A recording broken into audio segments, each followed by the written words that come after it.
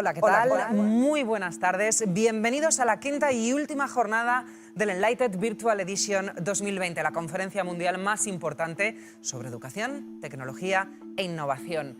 ¡Qué semana, eh! Hemos respondido a cuestiones fundamentales, preguntas y retos, pero todavía tenemos más. Ayer analizábamos la actualidad, el futuro y los desafíos de la educación superior y hoy terminaremos nuestro viaje adentrándonos en el mundo de los emprendedores y la edtech. ¿Son las startups las verdaderas ganadoras de esta crisis? ¿Qué caminos se abren ante nosotros tras el coronavirus? ¿Son tiempos para emprender en educación? Esto es Enlightened 2020. Son las 4 de la tarde.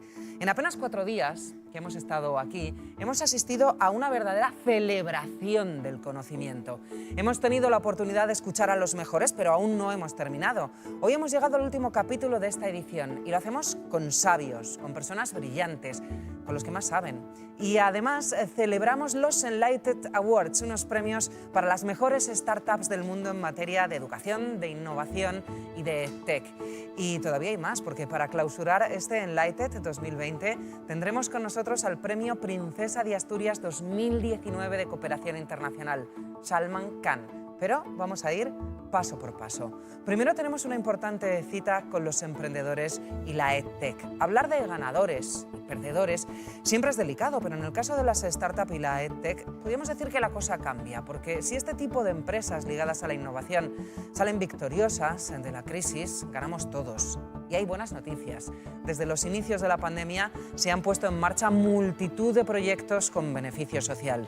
Empresas que piensan en ayudar a los demás, pero no como una estrategia para reorientar su negocio, sino como una oportunidad de marcar la diferencia. ¿Y cómo lo hacen? Pues esa es la pregunta. Y para responder a esa pregunta y a muchas otras preguntas, hoy nos acompañarán algunos de los emprendedores más importantes del mundo, responsables de las principales plataformas educativas del planeta. Llevan liderando prácticamente desde sus orígenes una corriente que marca el futuro de cada vez más personas, la del emprendimiento y la edtech. Jeff Mayoncalda, nuestro primer invitado, pertenece a este grupo de pioneros. Es el director ejecutivo de Coursera, una compañía dedicada a transformar nuestra vida a través de la enseñanza. Y para hablar con él tenemos con nosotros a Lucía Figar, jefa de innovación corporativa de IE University. Jeff, Lucía, welcome to Enlightened 2020. Hello, Jeff. Thank you for taking part in Enlightened 2020. We know it's a little bit early in Mountain View, California, so your presence is highly appreciated by all of us. Please go ahead with your presentation, and maybe I can ask you a few questions later. That's wonderful. Thank you so much for having me. Thank you, Marta. I'm going to share my screen, and when I do, I think my camera will go off, but hopefully my screen will share.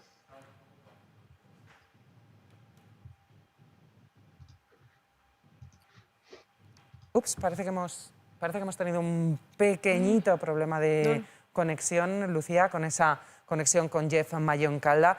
Fíjate, Lucía, porque hace un momento decíamos que Jeff Mayoncalda es uno de los grandes. Creo que ya lo tenemos, que ya lo hemos recuperado. Mr. Mayoncalda, can you hear us? I can. Are we ready? Can you see my screen? Yeah, go ahead.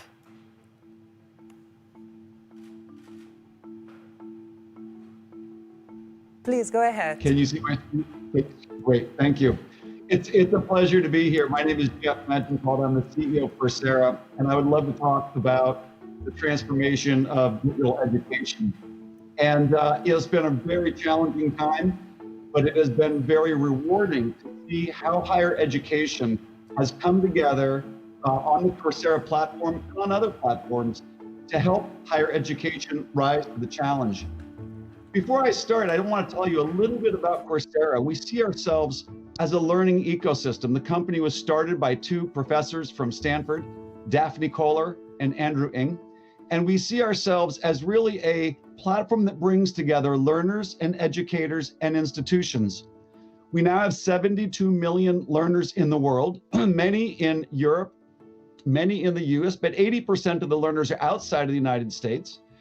On the educator side, we have 150 of the top universities and now 50 industry partners. These are companies who have authored courses on Coursera.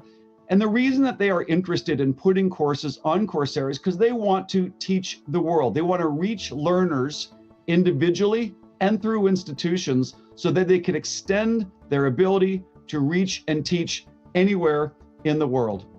And then the final piece is institutions. 5 years ago, Coursera launched Coursera for Business. That was followed by Coursera for Government. And then just last year in October, we launched Coursera for Campus. This is a version of Coursera where our partners' courses, online courses, are available to any college or university in the world.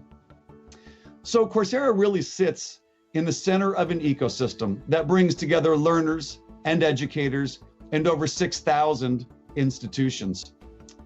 We partner with some of the top universities. Many are in the US, many are in Europe, and we also are proud to partner with some of the best institutions in Spain, who together have authored over 100 courses natively, and we've also translated over 1,500 courses into Spanish. So there's a fairly broad catalog of Spanish language content on Coursera as well. I mentioned that we have 72 million learners. This is how they're spread around the world. North America, Asia, Europe, and Latin America are our biggest presences. We have 1,300 learners in Spain. And in the last 12 months, things have grown very rapidly. We've actually doubled from 5 million to 10 million in India. Europe has grown about 50%. And the number of learners in Spain on Coursera has grown slightly less than that, at 43%. We partner with some of the best industry partners who also author courses on Coursera. And Coursera is also hired by some of the leading companies in the world who are using Coursera and our partners' courses to upskill and reskill their workforces digitally. The catalog has been growing over the years. Since we started in 2012, the catalog has grown to over 4,500 courses, mostly in business and technology and data science. Business, technology, and data science, those are the three domains that most businesses are interested in using to upskill and reskill their employees. In January of 2019, we launched our health initiative. We now have, with our partners, over 500 healthcare courses and a couple of public health degrees on Coursera as well. In addition to courses, we have projects. I'll mention that in a second. And we have over 150,000 lectures from professors that are embedded inside of these courses. So really, there's over 150,000 unique lecture videos from some of the top professors and minds in the world. And the way that this content is put together on Coursera is stackable. So many people are familiar with open MOOCs. These are the open courses that people can take. There are over 4,500 courses our provider partners have put on. And you can take any of these lectures for free if you want to get a certificate that usually costs about $49. We also have series of courses, we call them specializations, that teach a skill in a bit more detail. We have professional certificates that largely come from our industry partners. And we now have more than 20 of our partners delivering fully accredited online master's degrees and bachelor's degrees on Coursera. These are not Coursera degrees. These are degrees from the University of Pennsylvania, HEC Business School in Paris, the University of Illinois, University of Michigan, and many others like Imperial College of London and University of London. They are fully delivered online, and when the student finishes, they get a diploma from the university itself. And then recently, we launched projects. These are hands-on projects that complement courses, so you can learn the theory in a course and actually build a project online in something that we call Coursera Labs, and I'll describe Coursera Labs in a moment. When people talk about stackability, it's very valuable because offering a part of a degree or part of a course open and for free is a great way to attract new students to a course or to a degree program, but it's also a learning strategy. Many people aren't ready to take a full degree. They want some of the foundational learning, and by allowing people to come in for just one course that they can try for free, they can not only engage and get to know the professor and the institution, but they can also learn some of the foundational material that is required to take a full degree program. So we think of stackability as a marketing strategy. We also think of it as a learning strategy. I also would like to talk a little bit about what we're seeing in terms of collaboration between industry partners and university partners. For many individuals, they do not have a college degree and they are in jobs that are likely going to be automated. And so they're looking to transition their careers. We've been working with a number of industry partners to build professional certificates for entry-level jobs that do not require a college degree and do not require any background in the field. The first professional certificate that we launched was with Google in January of 2018. It teaches somebody online who has no college degree or any background in computers the skills that it takes to be an IT support professional. There are many, many open IT support jobs. These are digital jobs with good careers and good pay, and many people are looking to transition into IT jobs. This 5-course series is designed to be delivered entirely online for people with no college degree. Since we launched with Google in 2018, we have had over 320,000 enrollments into the Google IT certificate. Over 60% of the students do not have a college degree.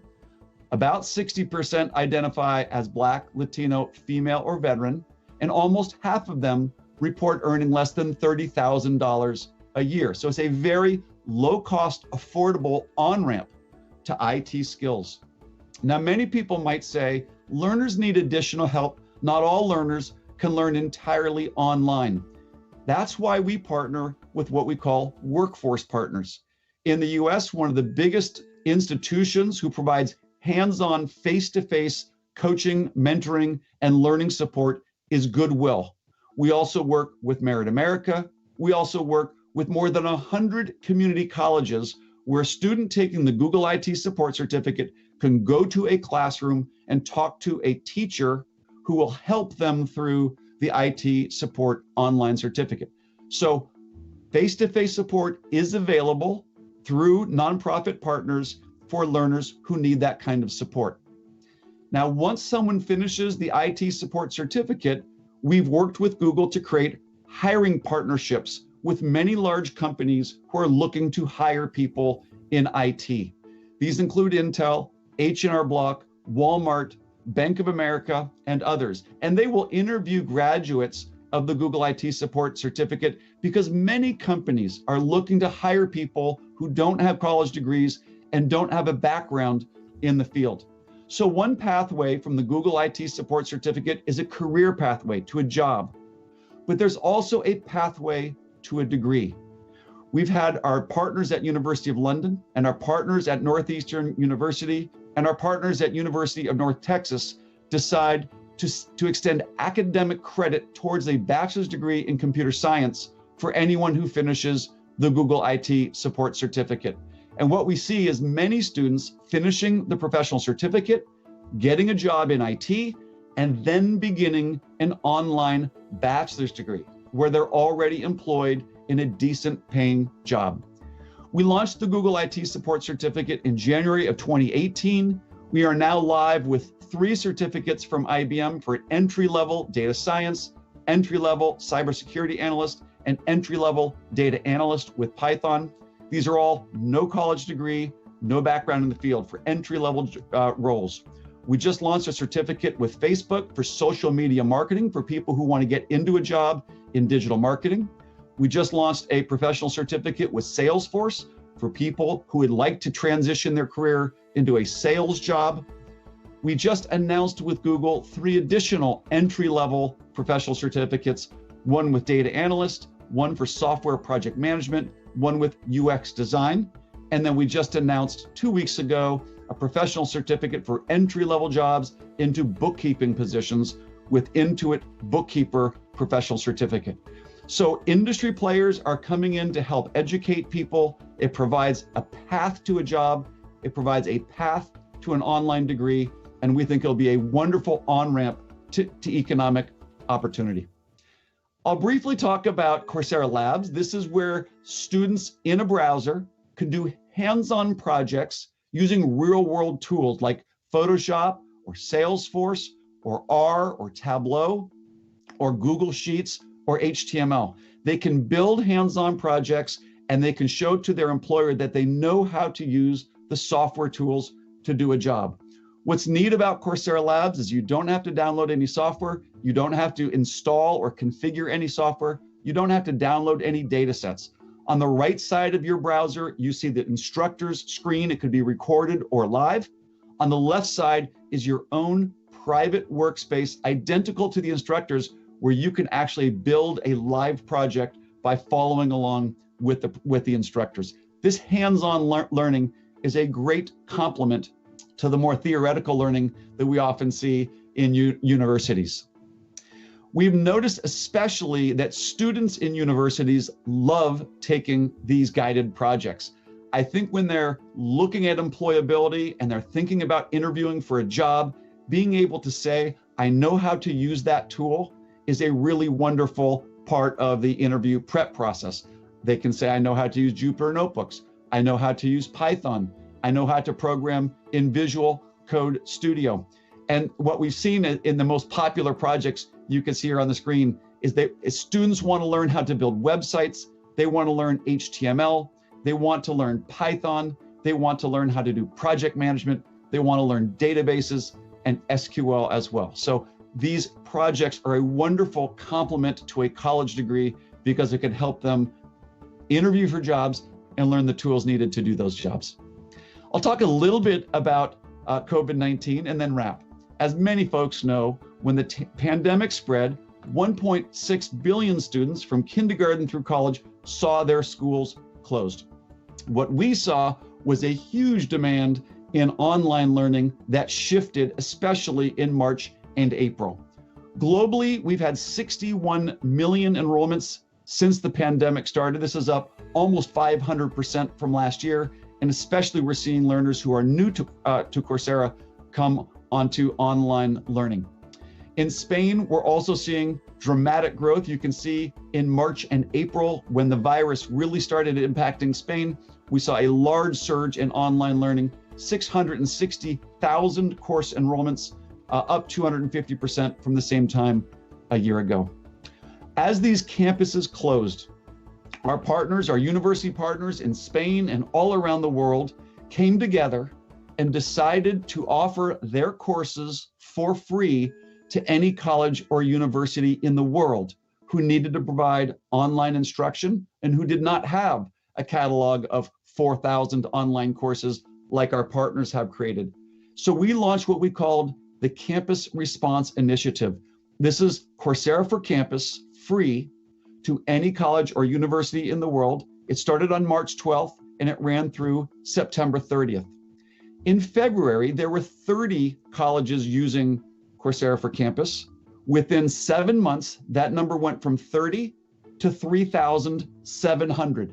Institutions all over the world, in the Americas, in Europe, the Middle East, and Africa, in India and Asia Pacific, universities and colleges embraced Coursera for Campus.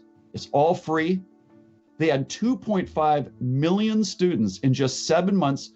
2.5 million students took 22 million free courses from our university partners who made these courses available at no cost to the world's higher education system.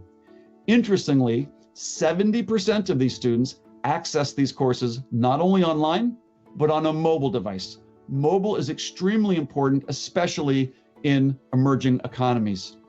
What were the students taking? They were taking courses from University of Michigan in programming, over 500,000 course enrollments.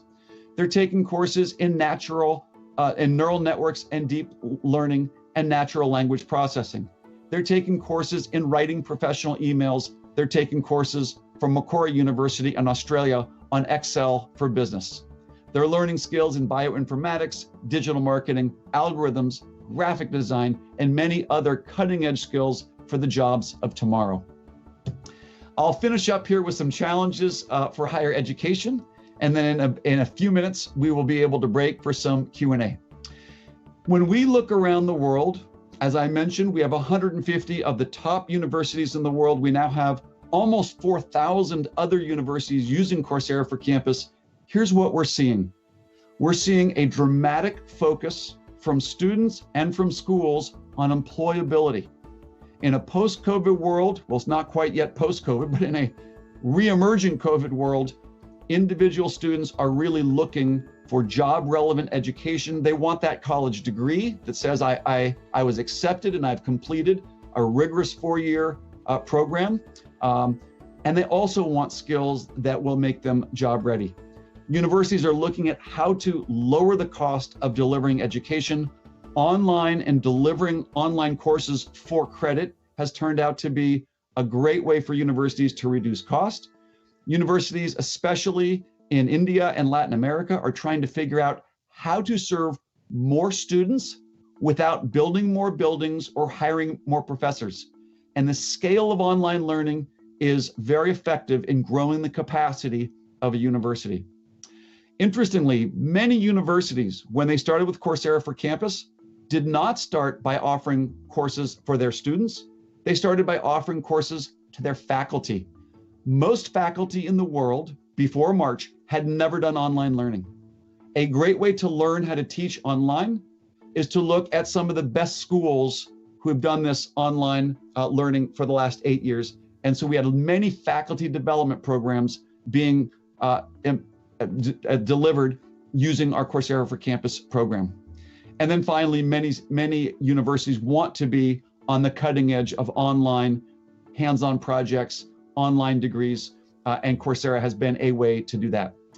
So what we're seeing now in terms of what universities are looking for from Coursera, they're looking for academic integrity to make sure that they can not only assess the knowledge of their students, but make sure that there's no cheating, there's no plagiarism, and that the person who's taking the test really is who they think it should be.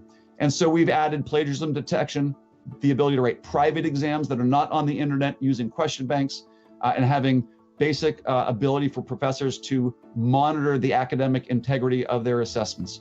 We're making it easier for professors to look at their courses that they're teaching on campus and map it to our partners' courses, which are on Coursera. Many universities want to license content from our partners on Coursera, and they also want to build their own content that they can deliver to their students. So private authoring is another major capability that will allow any university to author courses for free and deliver them to their students online on Coursera for free.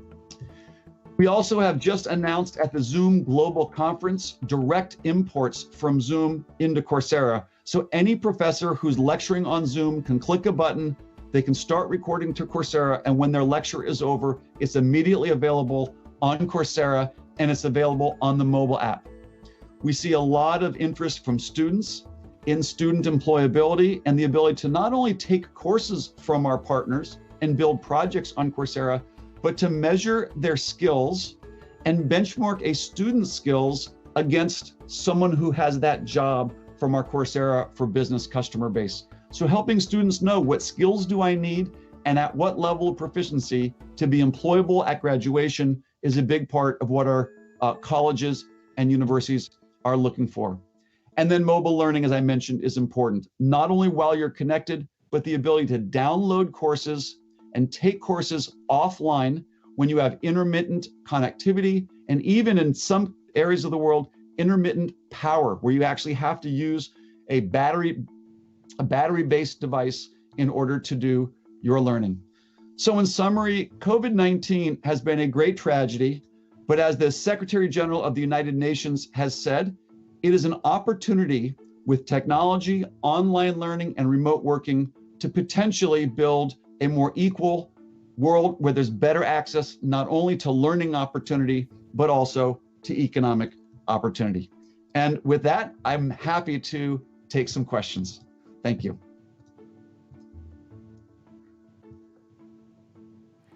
So thank you very much, Jeff. It's been a very insightful presentation, and Coursera's numbers are just incredible.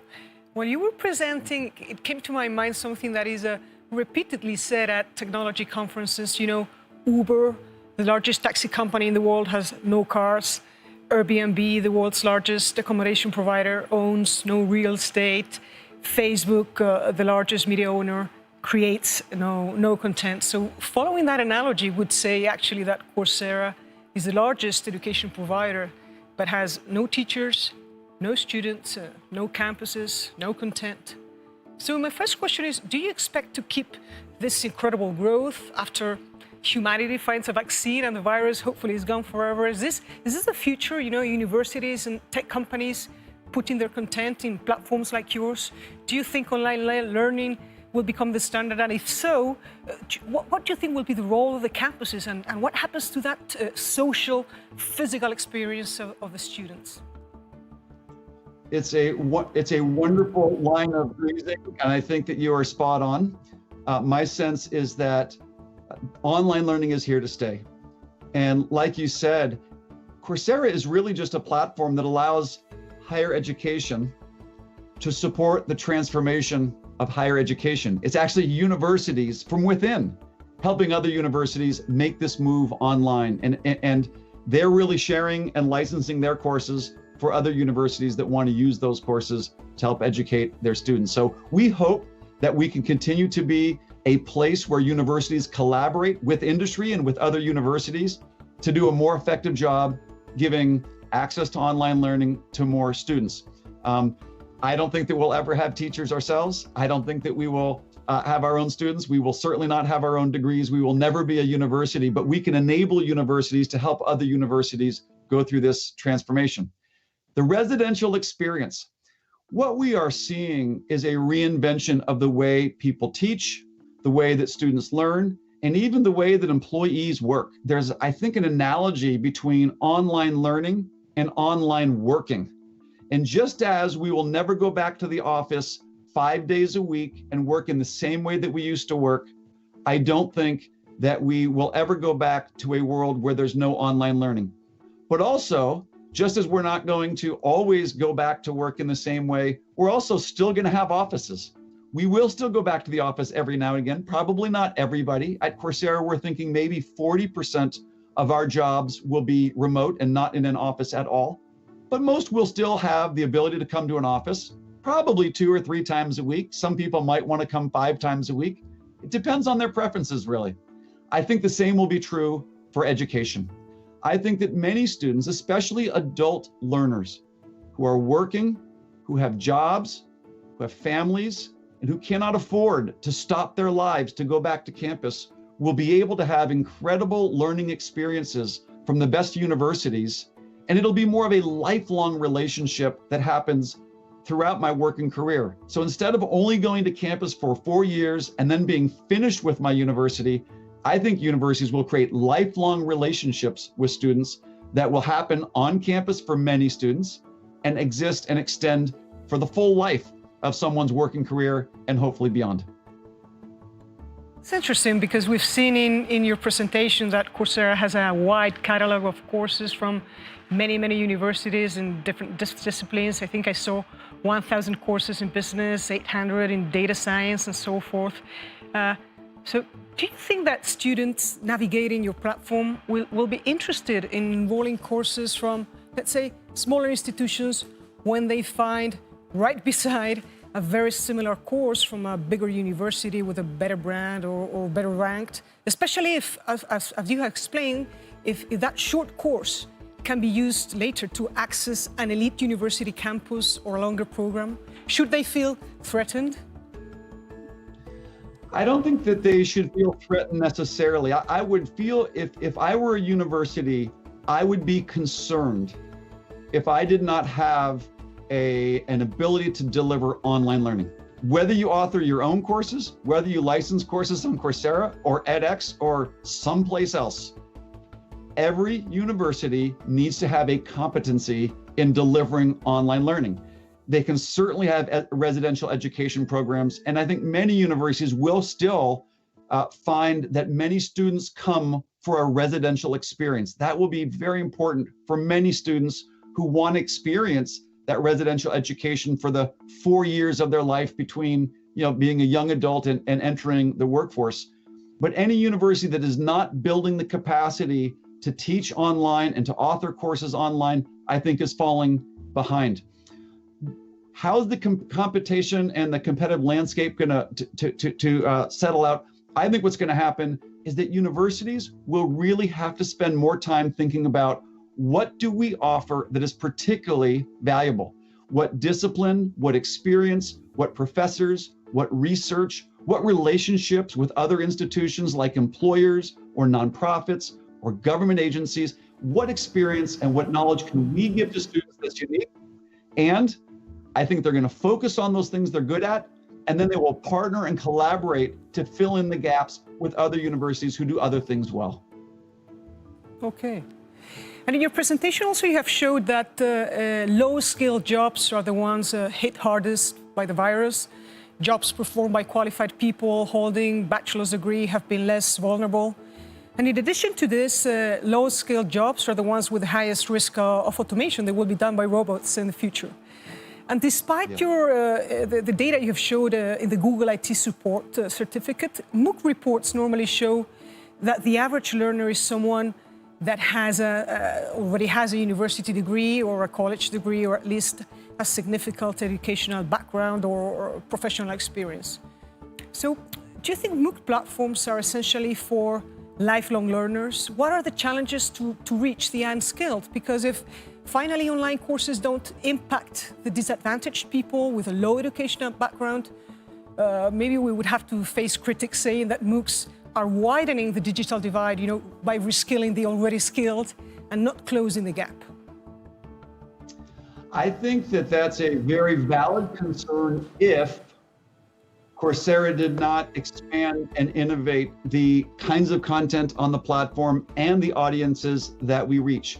Certainly in the first 5 years of Coursera's life, from 2012 through 2017, it was almost exclusively university content in advanced subjects being learned by people who have bachelor's degrees already, and some have master's degrees and PhDs.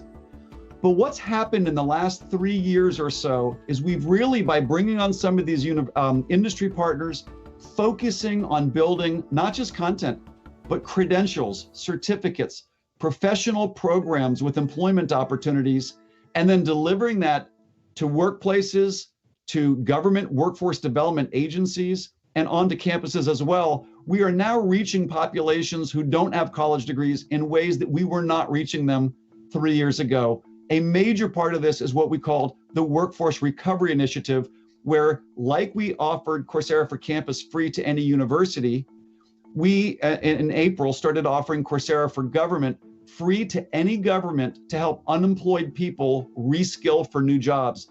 And through the Workforce Recovery Initiative, government workforce development agencies are using these entry-level digital job training programs to reach audiences of people who do not have college degrees and who do not have backgrounds in the field. So I think we started mostly with higher ed for people who've already had degrees from higher education, and now we are expanding the content, the credential, and the audiences that we're reaching.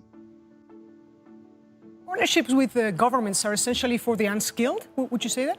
Okay, interesting. Okay, and out of those 72 million learners, that's a number, is this the number that actually enroll the course, or the number of students that finalize the course? I mean, I know your answer, but I just wanted to have some insight from you on completion rates. Why are they so low, and how is Coursera and its partners working to increase completion rates? Is this a challenge? Does this concern you? And what are the barriers? And essentially, is it possible to improve those figures without surrendering either depth by making courses shorter or more or easier, or accessibility, which means selecting students? It's a wonderful question. And I think that we in higher education often come to this question with an understandable bias. And the bias is this: in the traditional world of higher education, where a young person would expect to spend 4 years or 3 years if you're in Britain getting a college degree, and sometimes pay considerable amounts of money, and in the United States go into considerable debt in order to buy that education, where you only get the degree if you complete. Completion is very important. If you ask how many people ask how many YouTube videos were completed, how many Netflix movies are completed, there are many things that don't require a high completion rate. What we see is when students come onto Coursera and start a course for free, about 10% will complete that course. But many of those students did not ever expect to complete the course. When you look at the individual lecture videos, among those who start a lecture, these are 5 to 10 minutes, we find that 96% of students who start a lecture finish the lecture. For free courses, only 10% finish the full course.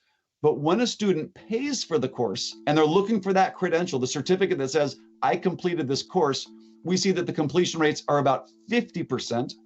When students at work take courses that their employers want them to take, we see the completion rates are about 60%.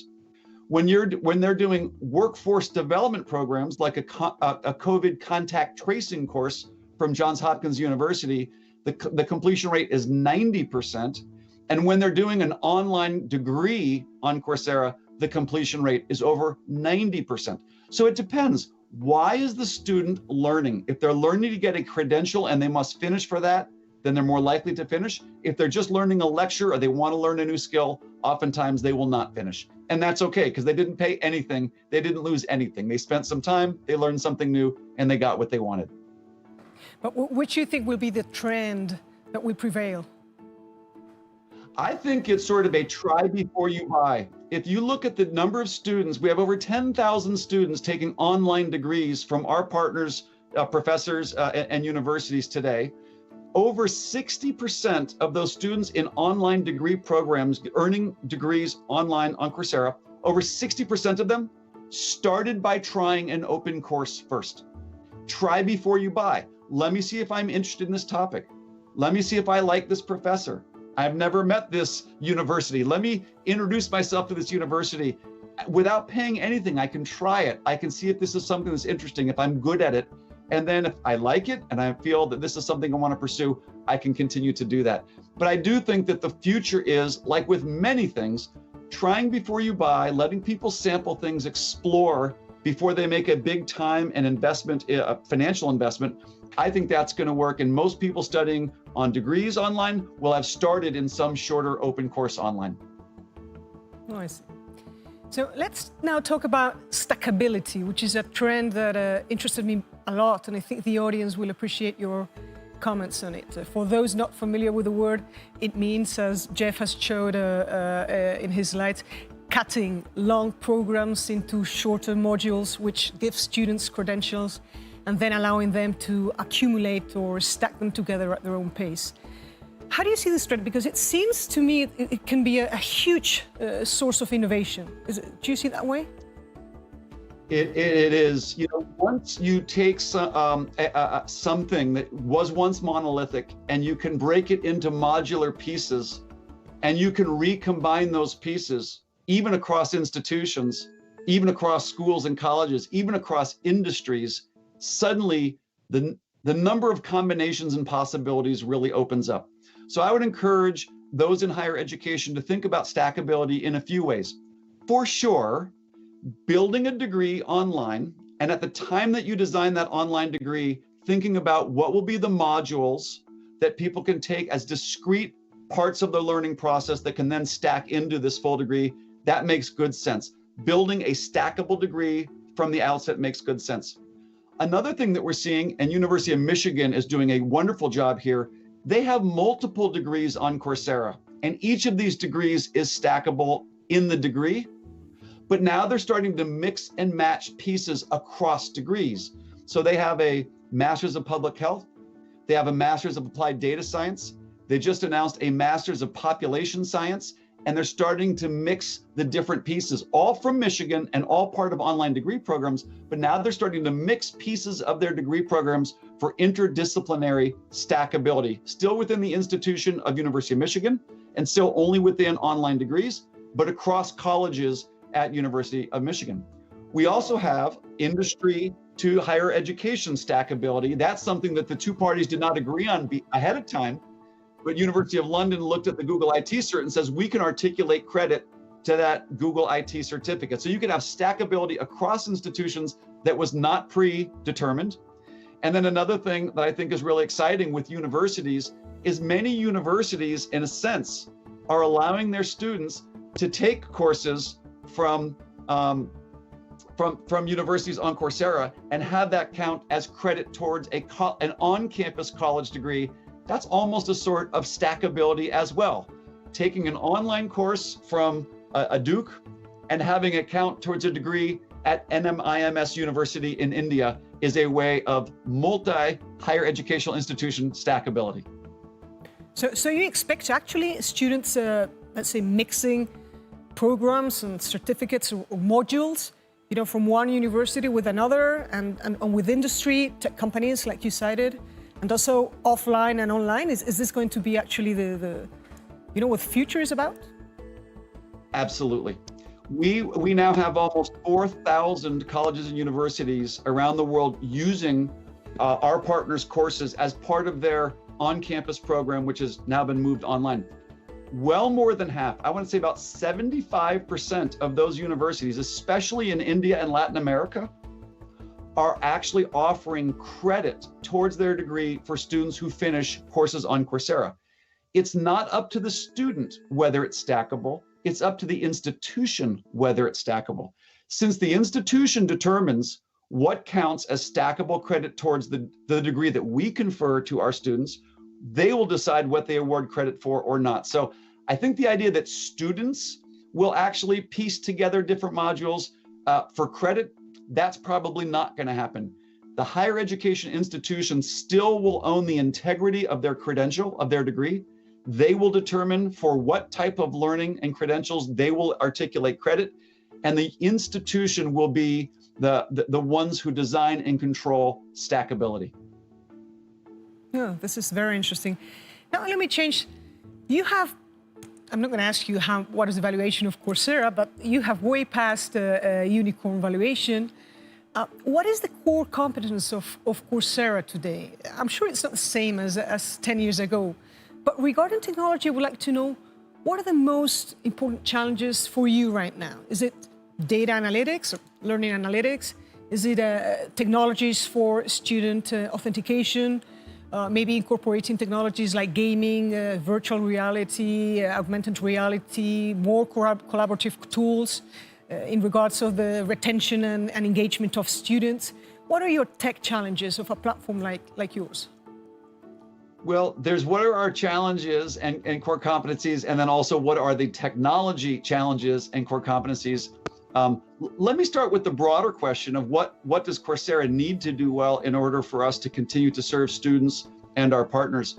It really is a continuation of what started with Andrew and Daphne. They were both computer scientists at Stanford when they launched Coursera in 2012. The core competence was really two things. One is being very good instructors who can create online instruction that students around the world wanted.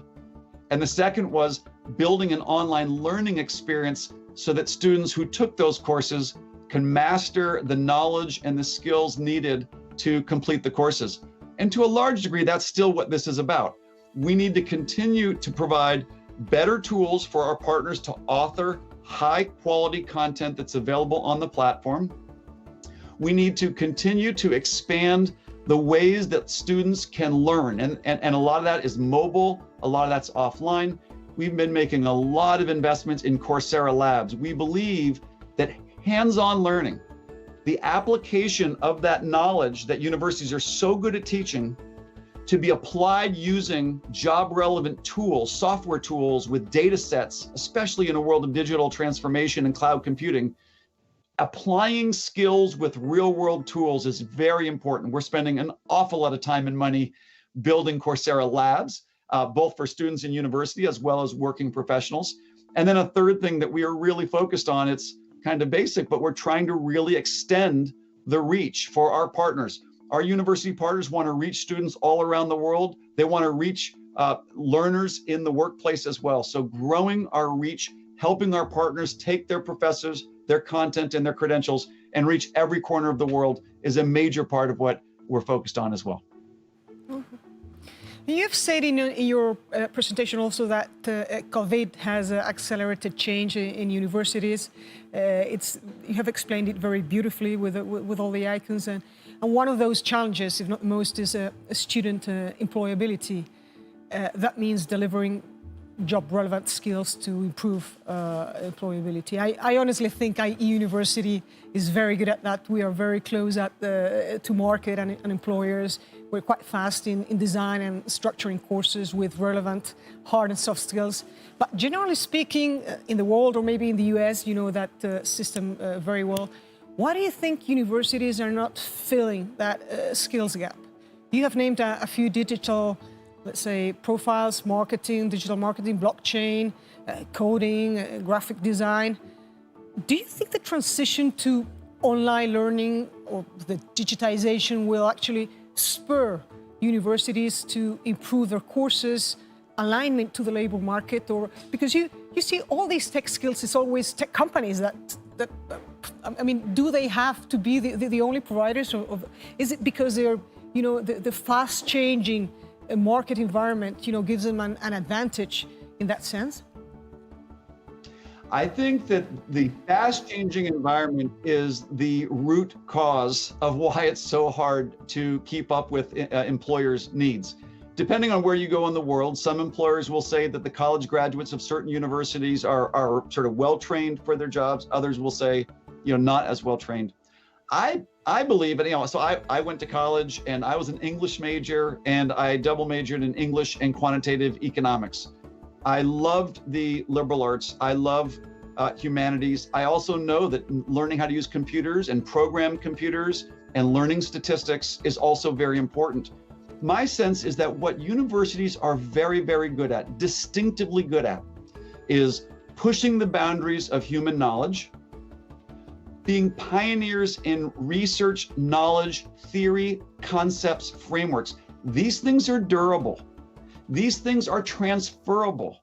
In a world that's rapidly changing, knowing how a certain system works can very well be the key to solving a problem in a different domain. And so I personally think it's really important that universities continue to be on the cutting edge of research and focused more on knowledge. I think what's beautiful about where we're heading is that through collaboration, universities can continue to do what they do well, which is that deep, durable knowledge that's not specific to one technology tool or another technology tool. Let industry do the tools training. Let universities break new ground in the frontiers of knowledge. And then what you have, I think, is a wonderful partnership where universities are teaching and breaking new ground in knowledge, and the companies are helping students apply that knowledge to specific tools with specific business contexts and specific data sets. To me, that's the beauty of courses from universities and projects from industry. I mean, for me, it seems very simple, but we see many of the universities saying, you know, we're going to continue to teach those theoretical courses, and we're going to use a lot of these projects from Coursera as industry partners just to make sure that our students have those skill tools. We're not going to have to teach them, though. We can get that on Coursera.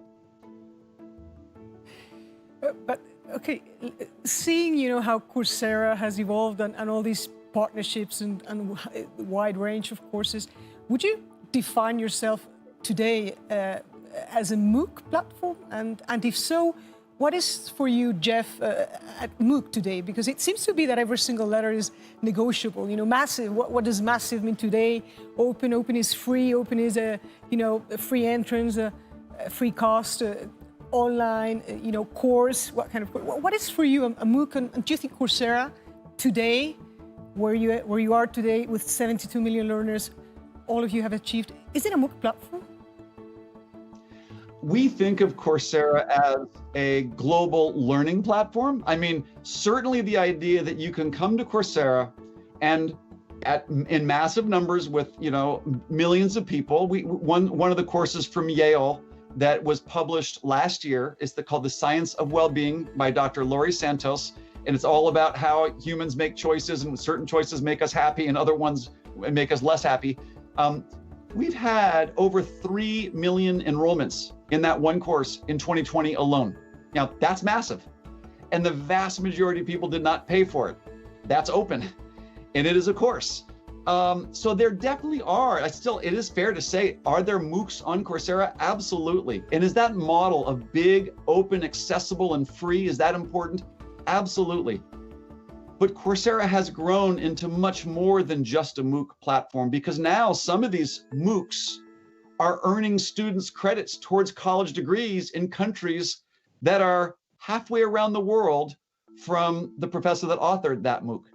And many of these MOOCs are actually being authored by industry. And many of these MOOCs aren't even MOOCs. They're online degree programs with live lectures with professors and study sets and TAs. And when you graduate, you get a real diploma. And with the hands-on projects, that's not a MOOC at all. You're building a project using a tool and data set. That's on Coursera too. So I do think that MOOCs are still very important. They're an important part of Coursera, but it's one piece of a growing learning ecosystem. It's time I have to finish.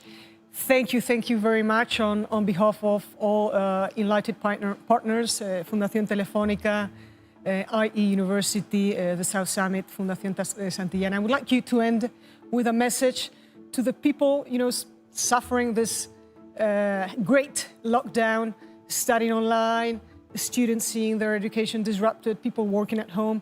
Give them a message, and thank you very much, Jeff, for your time. Thank you. I want to thank you and IE University. My message to most is the future is about learning, and learning is opportunity. Learning has been the source of human progress since we started farming. The way that we can learn and share ideas has allowed us to transcend what every other species has done. And I think that the bright side of this pandemic is that we may see a future where not only can anyone learn online, anyone can get job opportunities online as well. So the ability to learn and the ability to have equal access to economic opportunity might be one of the most promising outcomes of this horrible pandemic. Thank you. Thank you.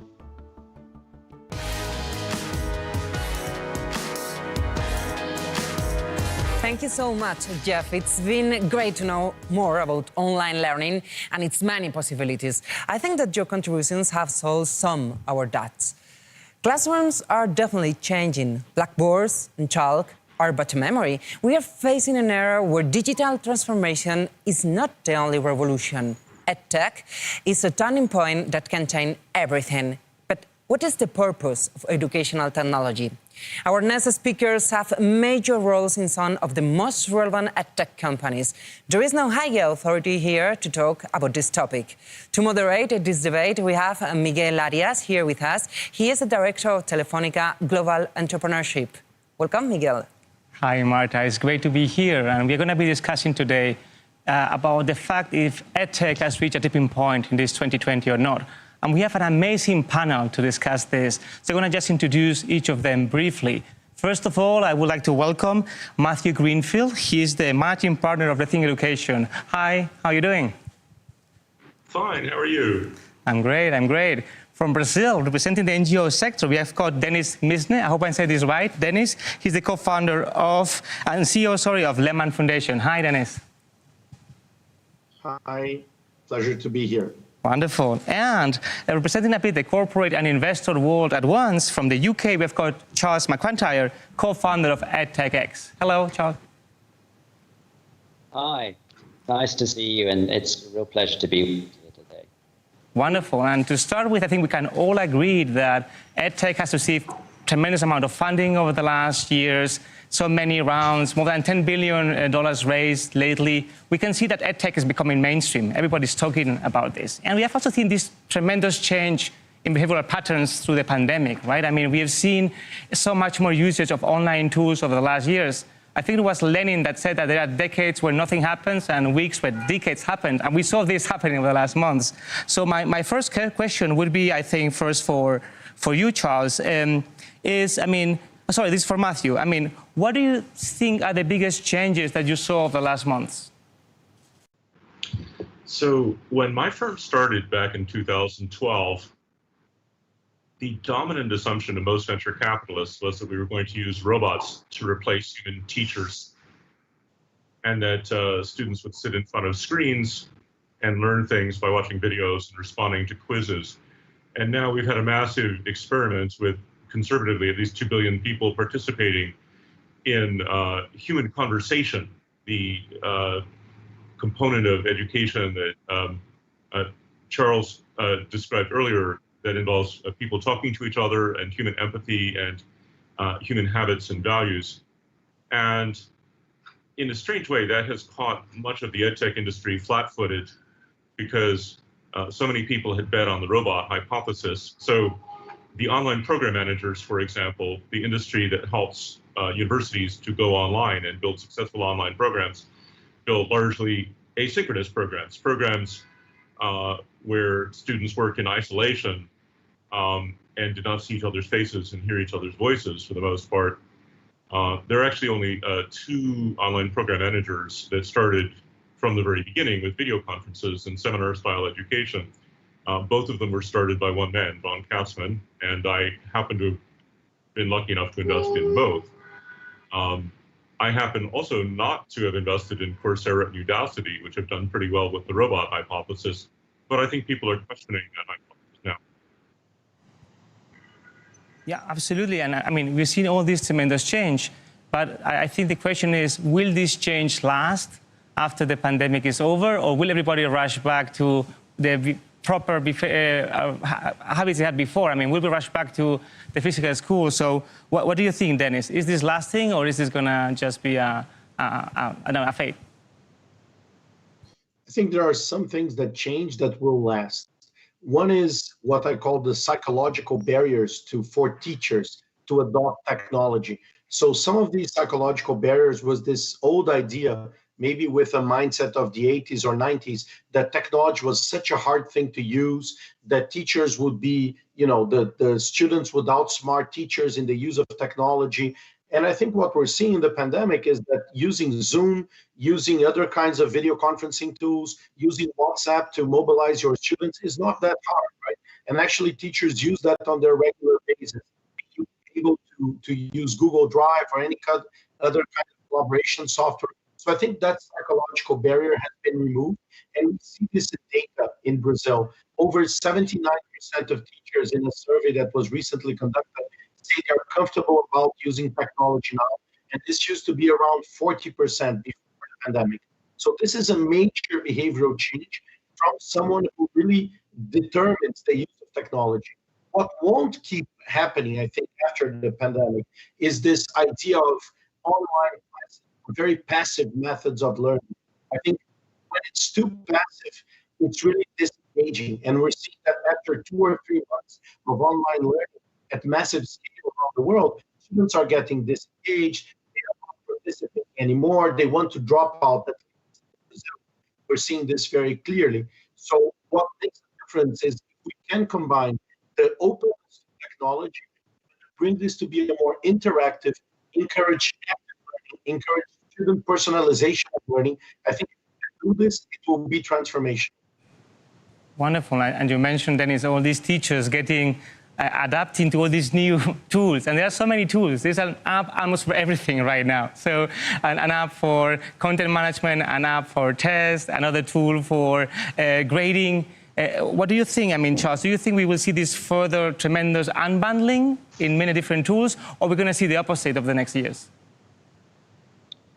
So I think these things go in stages.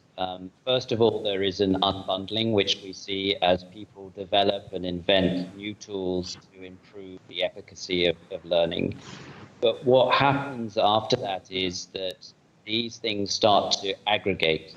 And you start to see that already. You see businesses in the States like Chegg, which started off with content and now adds a whole range of other tools, kind of online tutoring to kind of course materials to test and prep.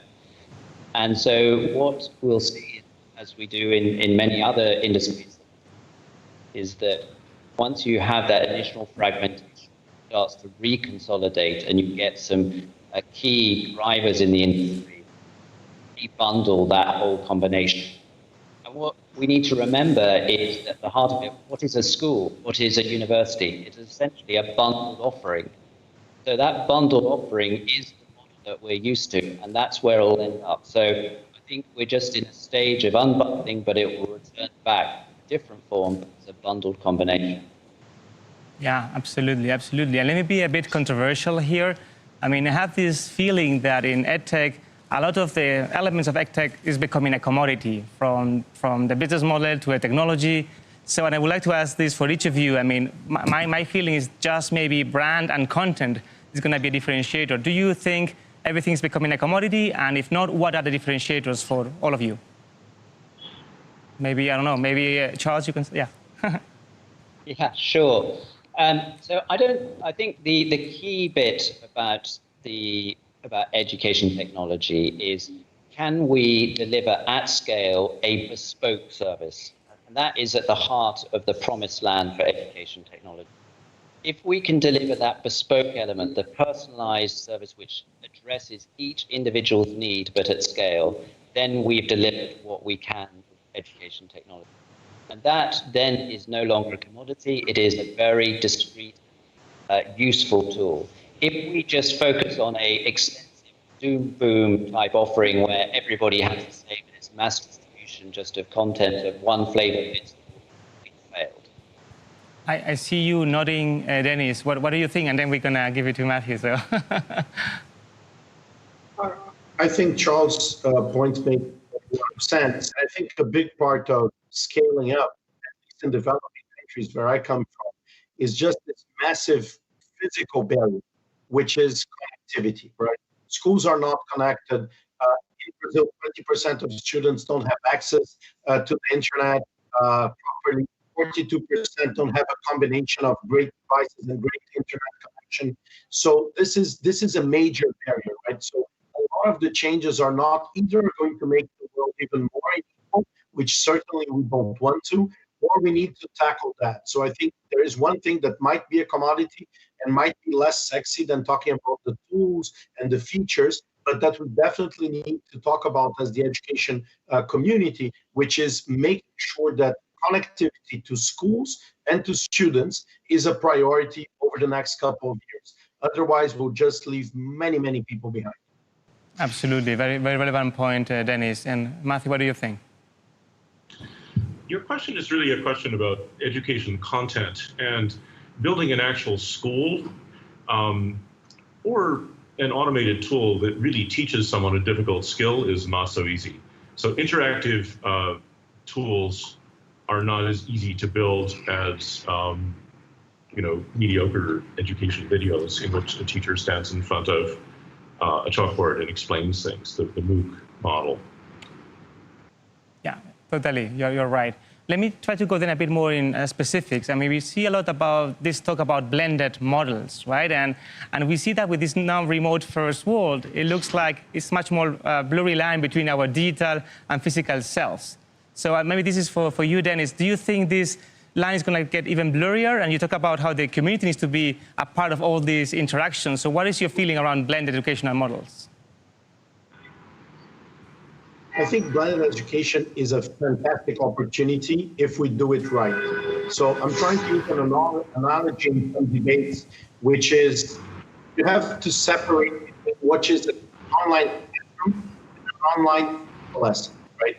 And the online classroom is an environment where people are actually working together. And if you blend that and you bring to the physical classroom the debate, kind of a lot of the old talk about the flipped classroom, taking next level, right? You can do some things but you need to have a much more interactive experience. You have to gather the sense of cooperation, develop social learning at school when people are together, and teachers can be very provocative and can take the students to a next level experience. If you think about the hybrid model where it's all about passive learning, or it's all about just extending the school day with the same kind of traditional way of delivering content as Matt was referring to, the teacher teaching in a class, like just lecturing, I think this is going to work. So I think we need to take this opportunity and not only include technology to do the things that we already do, but use technology to open new forms of learning for schools. Totally, totally. And now switching a bit gears and talking more about the corporates, this is for Matthew.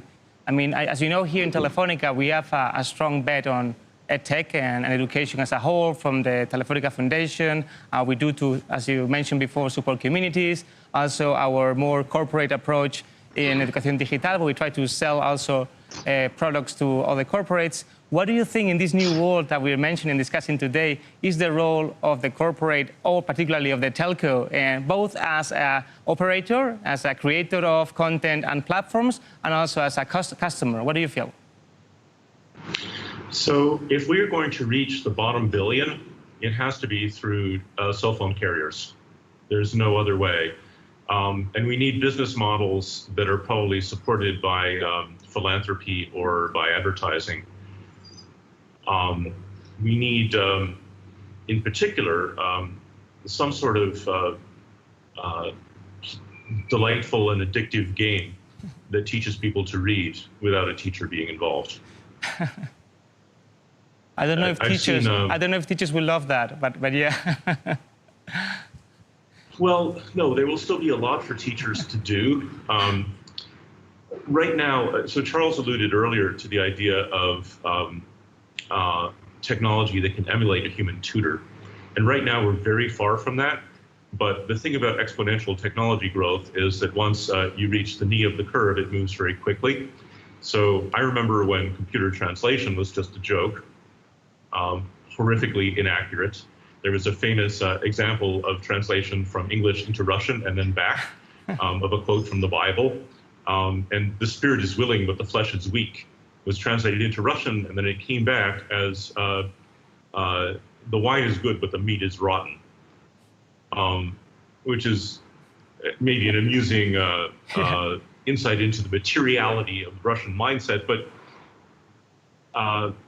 But now computer translation is roughly as good as human translation. Indeed. So that is not to say that there will be no role for human teachers when we hit this inflection point, but rather that the role of human teachers will change. I mean, right now, teachers spend a lot of time doing direct instruction, standing up in front of a chalkboard or whiteboard and talking and trying to keep the attention of an entire group. I'm a former college professor. I have a PhD in English from Yale. I taught at Bowdoin College and Columbia University and City University of New York, and it's exhausting, right? It's much better for the teacher to be working one-on-one as a mentor. And by the way, I don't know about the ratios in Spain, but in the US, there is one guidance counselor in K-12 schools for every 500 students. So there is no way for that guidance counselor to be giving people advice about their life plan, about how the academic work might connect to a career, especially not discovering a career that is connected to one's passions. So that's something that the teacher needs to be doing ultimately. There's no way to have an administrator do it. So the role of the teacher will change. Absolutely. I mean, I see that you foresee a better life for teachers in the future. I was sitting in some classes with my girls, which are in primary school during the pandemic, and it was totally insane. All these 20 kids just moving around, impossible to grab the attention. So, I mean, teachers and online teachers are real heroes. So I hope that you are certainly right. And actually before, I mean, Charles, we discussed a bit about the bundling and unbundling. And I have this feeling that when ecosystems mature, and edtech is certainly maturing, then we need to see how each of these pieces orbit around each other. And there are a few of the planets which are bigger, right? Like the bigger platforms, like the Coursera's of the world, and the rest, of the Zooms maybe in the future. And the rest of the tools need to be connecting or interconnecting with each other. What is your feeling around this interdependency and interconnection between tools and platforms? So I think that the starting point to remember is that we're still at a very early stage in the development of kind of education technology. And if we look at other industries like the media industry, you know, they are already 30–40% digitized, and the education market is probably about 4% digitized. So we're still, when we talk about maturing, we're talking still at the very early steps of that. Though COVID has accelerated that position, I think there is still a long way. I think the other key bit in terms of how this all fits together is that there is a big, difficult conversation around the impact of investment and money, and how does investment play? Because What the sad truth is that schools and universities are short on funding. And what happens, how this changes, is that what it connects all these is the funding is what drives this. So as we emerge from edtech, what we're seeing is the establishment of growing independent businesses join this together by being able to provide the funding and development capital to that agenda. It then is served back into consumer students and with the help of universities. So why we have, for example, CU, which provides online courses to higher education, is because they can access the capital to fund the development of that program, which the university can't do itself. So what interconnects in terms of answering the question, ultimately money sits behind it, and capital markets and investors move quicker than government and universities. That's what's going to drive the next stage of growth in education technology.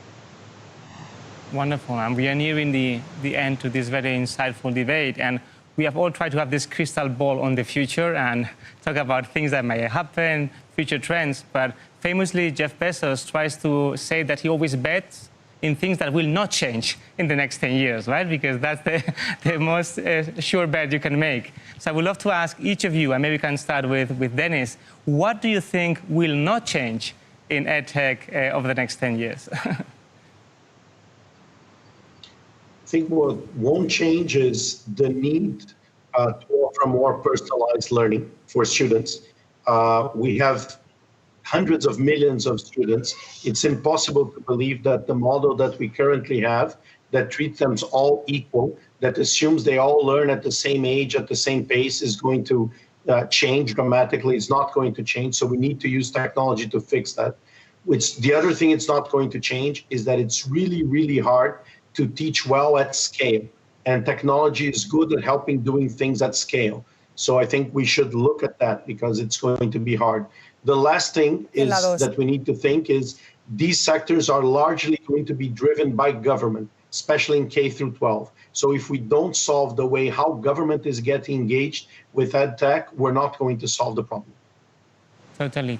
Matthew, what do you think? Just to build on Dennis's point, sadly, I think the thing that is not going to change is that there is going to be a massive opportunity gap between the privileged around the globe and the vulnerable. And that what we've seen during the pandemic is that most edtech doesn't work. It's simply not educationally sound. B, even when it does work, it often widens rather than narrows the gap because the poor don't have good access to bandwidth, to their own devices, to private space and freedom from chores.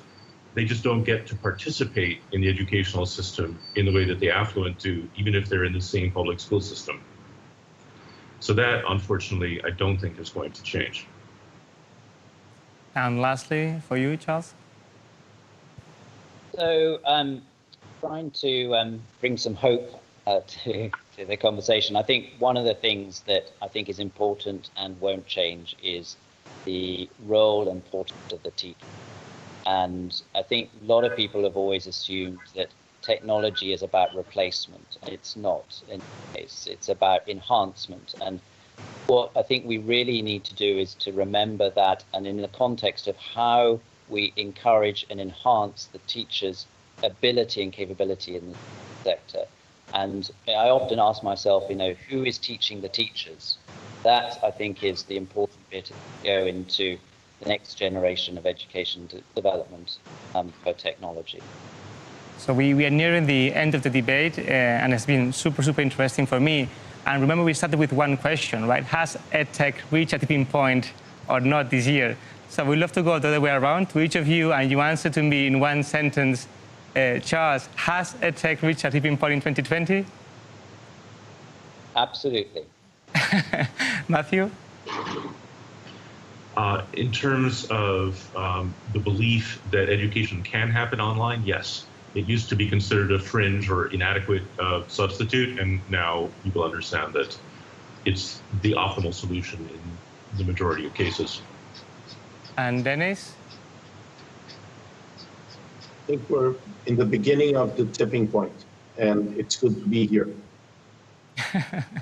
So, I mean, we're going to have this other edition of Enlightened in 2030, in 10 years' time.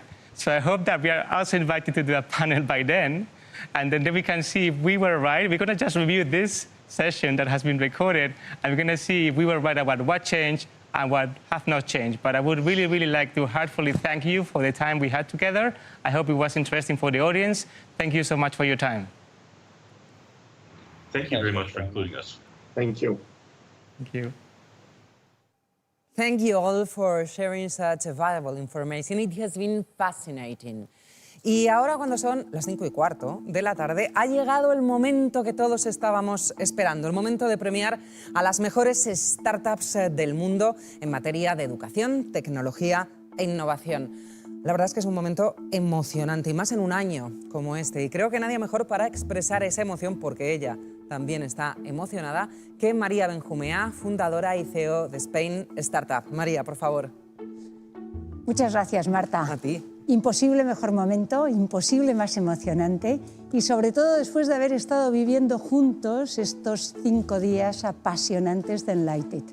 Porque han sido 5 días llenas de reflexiones, llenas de formas en las cuales podemos ir abordando conversaciones, debates sobre cómo abordar la educación en estos días tan complejos y además tan rápidos en cómo evoluciona todo el mundo y cómo la innovación y cómo nos tenemos que adaptar a los tiempos es fundamental. Bueno, tengo que decirte, Marta, que es que este ejemplo de Enlightened es claramente esa puesta en escena de esa adaptación permanente. Pero como nosotros somos el socio South Summit, el socio que realmente lo que conectamos es a todas las startups, porque es la pura innovación tan necesaria para toda la transformación de la sociedad y sobre todo para conectar lo que son los actores tradicionales, las empresas, con la savia que es la innovación que viene de las startups y la gasolina de los inversores. Creemos que en este sector, que es el sector de la educación, lo que hay es un montón de oportunidades. Justo hoy es el Día de las Startups y justo hoy hemos tenido el gran privilegio de escuchar a 12 startups absolutamente increíbles. 12 startups que han sido producto de una selección súper depurada de más de 450 que se han presentado a nuestra competición, a la competición de Enlightened, procedentes de más de 55 países, solamente un 25 de ellas de España. Realmente la calidad de estas startups ha sido increíble, pero yo no quiero decir más. Quiero que pongamos un vídeo y que podamos verlas en vivo y en directo. Ahí está. Meet Buddy AI. Hello, Ivan. EduSync, an affordable and scalable online testing platform designed for institutions. We are democratizing the creation of interactive content because now it's simple and affordable for everyone. We are a digital English learning startup. Omoguru makes the text clear, understandable. Kimpo is a digital marketplace for teachers. Building AI tutors and personalized learning to democratize education for everyone. We are the knowledge operating system. Polyglota, the social method for language learning. What makes us unique is the combination of 360-degree education. Tommy is a platform and a device that helps K-12 teachers in emerging countries to create awesome classes. Cypher inspires children to learn the language of the future through creatively themed coding courses. Las acabamos de ver en el vídeo, seguro que las habéis visto también en la competición, pero es que ahora tenemos la suerte de veros en vivo y en directo. Aquí estáis las ganadoras, pero ya no querréis oírme a mí más, con lo cual lo que estamos es en el momento más emocionante para de verdad saber quiénes son las ganadoras. Lo bueno es que tenemos 5 categorías extraordinarias. Marta, todo tuyo. Muchísimas gracias, María, por esa pasión y por esa energía. Bueno, el primer premio de la tarde tiene un valor inmenso, no solo por ser una categoría nueva, sino porque además el proyecto ganador es una de las ideas más innovadoras que hemos conocido en esta edición. Para nombrar al ganador en la categoría de mejor solución de formación en tiempos de COVID-19, tiene la palabra Carmen Morenés, directora general de Fundación Telefónica. Carmen, aquí va el ganador. Muchas gracias, Marta. Realmente momento emocionante abrir este sobre del premio Fundación Telefónica a la mejor startup con la mejor solución durante el COVID. Y el ganador the winner is Corbit. Congratulations to Julian Vlad. It's incredible, your solution from Canadian. It's congratulations from all the people that we are behind Enlighted. Y tenemos un vídeo para ver la solución.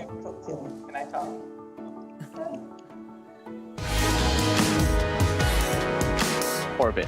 We are an AI edtech company building AI tutors and personalized learning to democratize education for everyone. With over 10,000 students and professionals enrolled, Corbit's AI tutors have demonstrated considerable gains in learning outcomes and student motivation. That's why at Corbit, we are working hard to transform online corporate training and make it more personalized, more effective, and more engaging for every employee. Qué emoción, la verdad. Bueno, vamos a ver ahora, a conocer al ganador de la categoría Startup más escalable. Pero antes de entregar el premio, quiero recalcar, porque esto es muy importante, que todos los finalistas tienen un futuro más que prometedor por delante. Vuestro trabajo no solo aporta soluciones a la sociedad, sino que también nos inspira a muchos, bueno, nos inspira a todos. Quiero ceder la palabra a Andrés Saborido, Manager Global de Wayra. Y no solo te cedo la palabra, sino que te doy el sobre con el ganador. Y el premio de Wayra para la startup más escalable es para Genially. Felicitaciones, Alberto, por todo lo que están haciendo, por esos 7 millones de usuarios, más de 20% crecimiento mes a mes. Y si para un inversor es importante la escalabilidad en el ámbito de la educación, mucho más, porque significa que están llegando a más estudiantes, a más profesores. Felicitaciones. Un vídeo, por favor.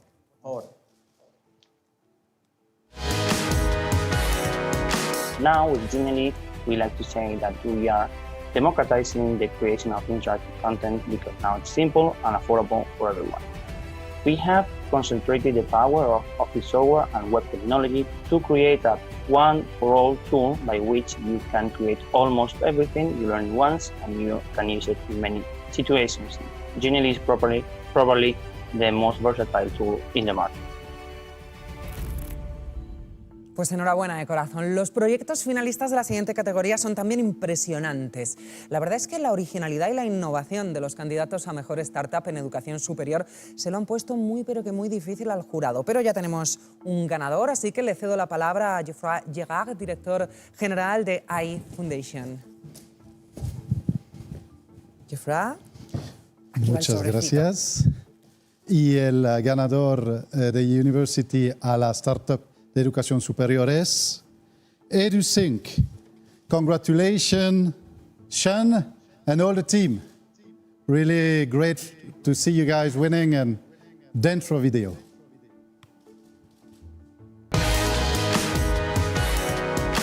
EduSync, an affordable and scalable online testing platform designed for institutions.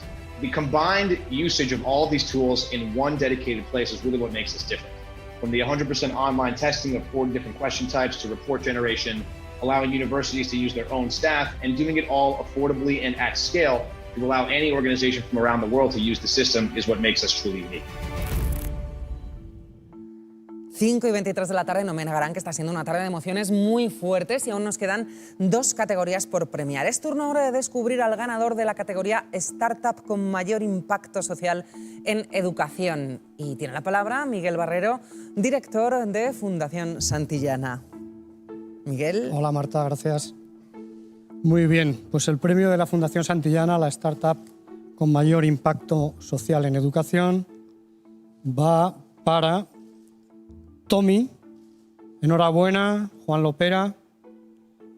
Enhorabuena, Colombia.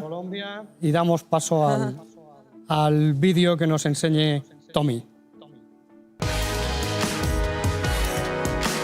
Tommy is a platform and a device that helps K-12 teachers in emerging countries to create awesome classes. It's an online subscription for those offline classrooms which work like Kahoot or Quizlet with more than 40 1,000 games already created by the community of teachers that we have in the last 5 months, and very easy to use templates to create new ones, details report, and an AI-based advising system to teachers. All this even without internet access inside a classroom. Qué maravilla tener estos participantes tan brillantes. Ya solo nos queda por descubrir al vencedor en la categoría de startup con mejor solución tecnológica para el aprendizaje y formación. ¿Estáis listos para saber quién es el último ganador de esta edición de los Enlighted Awards? Pues tiene la palabra de nuevo María Benjumea, CEO y fundadora de Spain Startup. Te dije, María, que no te fueras muy lejos porque tenía este sobrecito. Nada me gusta más que esto. Ta-ta-ta-chan, because this is the last one. Who is going to be the super winner? ¿Quién va a ser el super ganador? Pues el super ganador es, the super winner is Buddy A. Iván, congratulations, because you not only are the super winner for this, you are the super winner in South Summit in this category of education. So congrats. You are. Next year, we will see you there at South Summit and at Enlighted talking, because you will have an incredible company and incredible startups. Congrats. Thanks. Yeah, it's an honor. Yeah, I'm shocked, actually. We are going to see your video.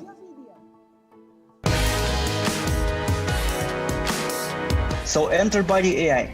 We help children practice spoken English by talking with a virtual AI-powered character, just as they would with a human tutor. We help children learn speaking vocabulary, improve pronunciation, and even practice real-life dialogues. So join us on a mission, and I hope our children would be able to really speak to each other.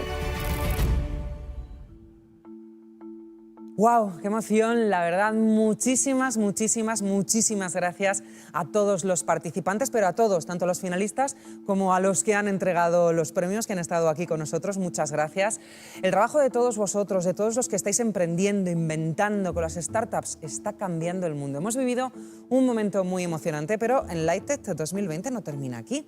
A continuación tenemos por delante un encuentro interesantísimo. Seguro que muchos de vosotros habéis seguido de cerca el trabajo de Tomás Puello. Pues hoy nos va a contar cosas que de nuevo nos van a sorprender.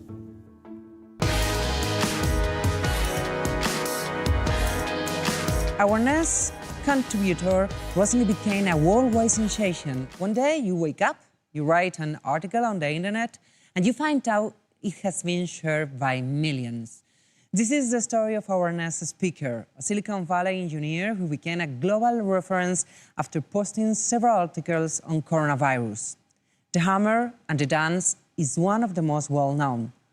What had started as a Facebook post turned out into useful information for governments across the globe. I'm talking about Tomás Puello, the growth vice president at Cruise Hero. He knows what French philosopher Jean-Paul Sartre meant when he said that words are loaded pistols. Tomás Puello's words became a hammer and a dance. Please welcome Tomás Puello. Thank you for having me. So what are you going to tell us today? Well, let's talk about the future of work and education. And obviously with the coronavirus, there's a question of how much of these changes will last, how much are we going to be using remote in the future for work and for education, how much is going to replace the current use. And I think the way we think about it is, up till now, there was a little bit of remote work. Around 5% of employees, knowledge workers, were using remote work. And then obviously with the coronavirus, that explodes when it goes up. As lockdowns start releasing, that goes down. But we should imagine what that would have been without the coronavirus, right? And it would probably have shown an S-curve. The penetration of remote work would have been slow at the beginning and then starts ramping up and then slow down again. And it's an S-curve because that's how many things in the world work. That's the way an epidemic works. First is very, very slow, then it expands to everybody and then starts saturating the population and slows down again. is the way memes work. First, they're retweeted, for example, in a tweet by a few people, then everybody talks about it, and then it starts slowing down once most people have already talked about it. It is the way nations change. There was a lot of change in the First World War, and then nothing in the 40s, then suddenly the Second World War, a lot of changes, and then nothing happened again until the 90s, where suddenly there's again a big change. These things don't happen little by little, they happen in S-curves, as we can see right now. It's the same for getting a job. You study for a long time, you start looking for something, and then you start interviewing, and very quickly, boom, you get the job. It's the same thing for a promotion. You work for a very long time for it until you get it, and then you don't have one for a long time. It is the way achievement work. It is the way that companies go up or down. It is the way that even popcorn explodes. First there's nothing, it's hitting, and then suddenly, boom, it explodes, and then it stops again. It is the way muscles work. It is the way animation work. Slow, fast, slow. It is the way death works and life. It is the way companies grow. First there's nothing, they're looking for product market fit, until they find product market fit, then they have a hyper growth phase, then they reach saturation and stagnation. And it's the way technology adoption works. First you have early adopters who use it, and then everybody starts using it once it crosses the chasm, and then it starts slowing down again when everybody that is meant to use it is using it. And so the question is, for the coronavirus, this has changed the S-curve that we would have found otherwise. But what is the next S-curve going to be like? Is it going to be the way it would have been, or is it going to be accelerated and going higher up? And the two key questions are, where is this invisible asymptote? Where is it going to start slowing down? And how fast are we going to get there? Why are these the key questions? Because if adoption is really, really high, a lot of our life is going to change. For example, this is Automatic. It's the company behind WordPress, and they have around, I think, 1,200 employees all around the world. So it's already doable. And a lot of companies in Silicon Valley have decided already that they want to go and be remote first, or allow a lot of remote work. You can see that more than 60% of employees in companies like Quora or other tech companies in the US, and especially in Silicon Valley, already think that they prefer remote work. Not only employees do want to do that, but also companies. For example, Facebook, the median wage is around $250,000. So half of employees in Facebook make more than $250,000. So they have a huge incentive to go outside of Silicon Valley to employ people. So here's what's going to happen. If a lot of people end up working remote very quickly, you're going to have employees leaving to cheaper areas, because that way they can save more money. But also big companies are going to do the same. They're going to start looking for employees that are much cheaper in other areas. Because if you have a $300,000 product manager in Silicon Valley, but instead of that you can have a $50,000 product manager in Ukraine, and it's only 10, 20% worse, the benefit is huge. And so what's going to happen is white-collar workers are going to suffer because of globalization the way blue-collar workers have suffered over the last few decades. So you can see that with globalization and the offshoring of blue-collar work, countries like China, Vietnam have a massive amount of wealth growth, and so their employees have also become much richer. You also have the global elite who has been richer in the last few decades. But the middle classes in these countries have actually not seen their money grow. And probably the same thing is going to happen with remote work now. If your job, like a marketing manager or a product manager or a designer, can be done by a Ukrainian, by an Indian for much cheaper, it will. So we need to be prepared for that. These are the types of massive changes that can happen. And the question becomes, how much then is that going to happen? Well, let's take the office. For that to happen, you need the office to be replaceable. And to understand if it's replaceable, you need to know what it does. And what we think of the office is obviously a place for solo work, it is a place for meeting rooms, but it's substantially more than that.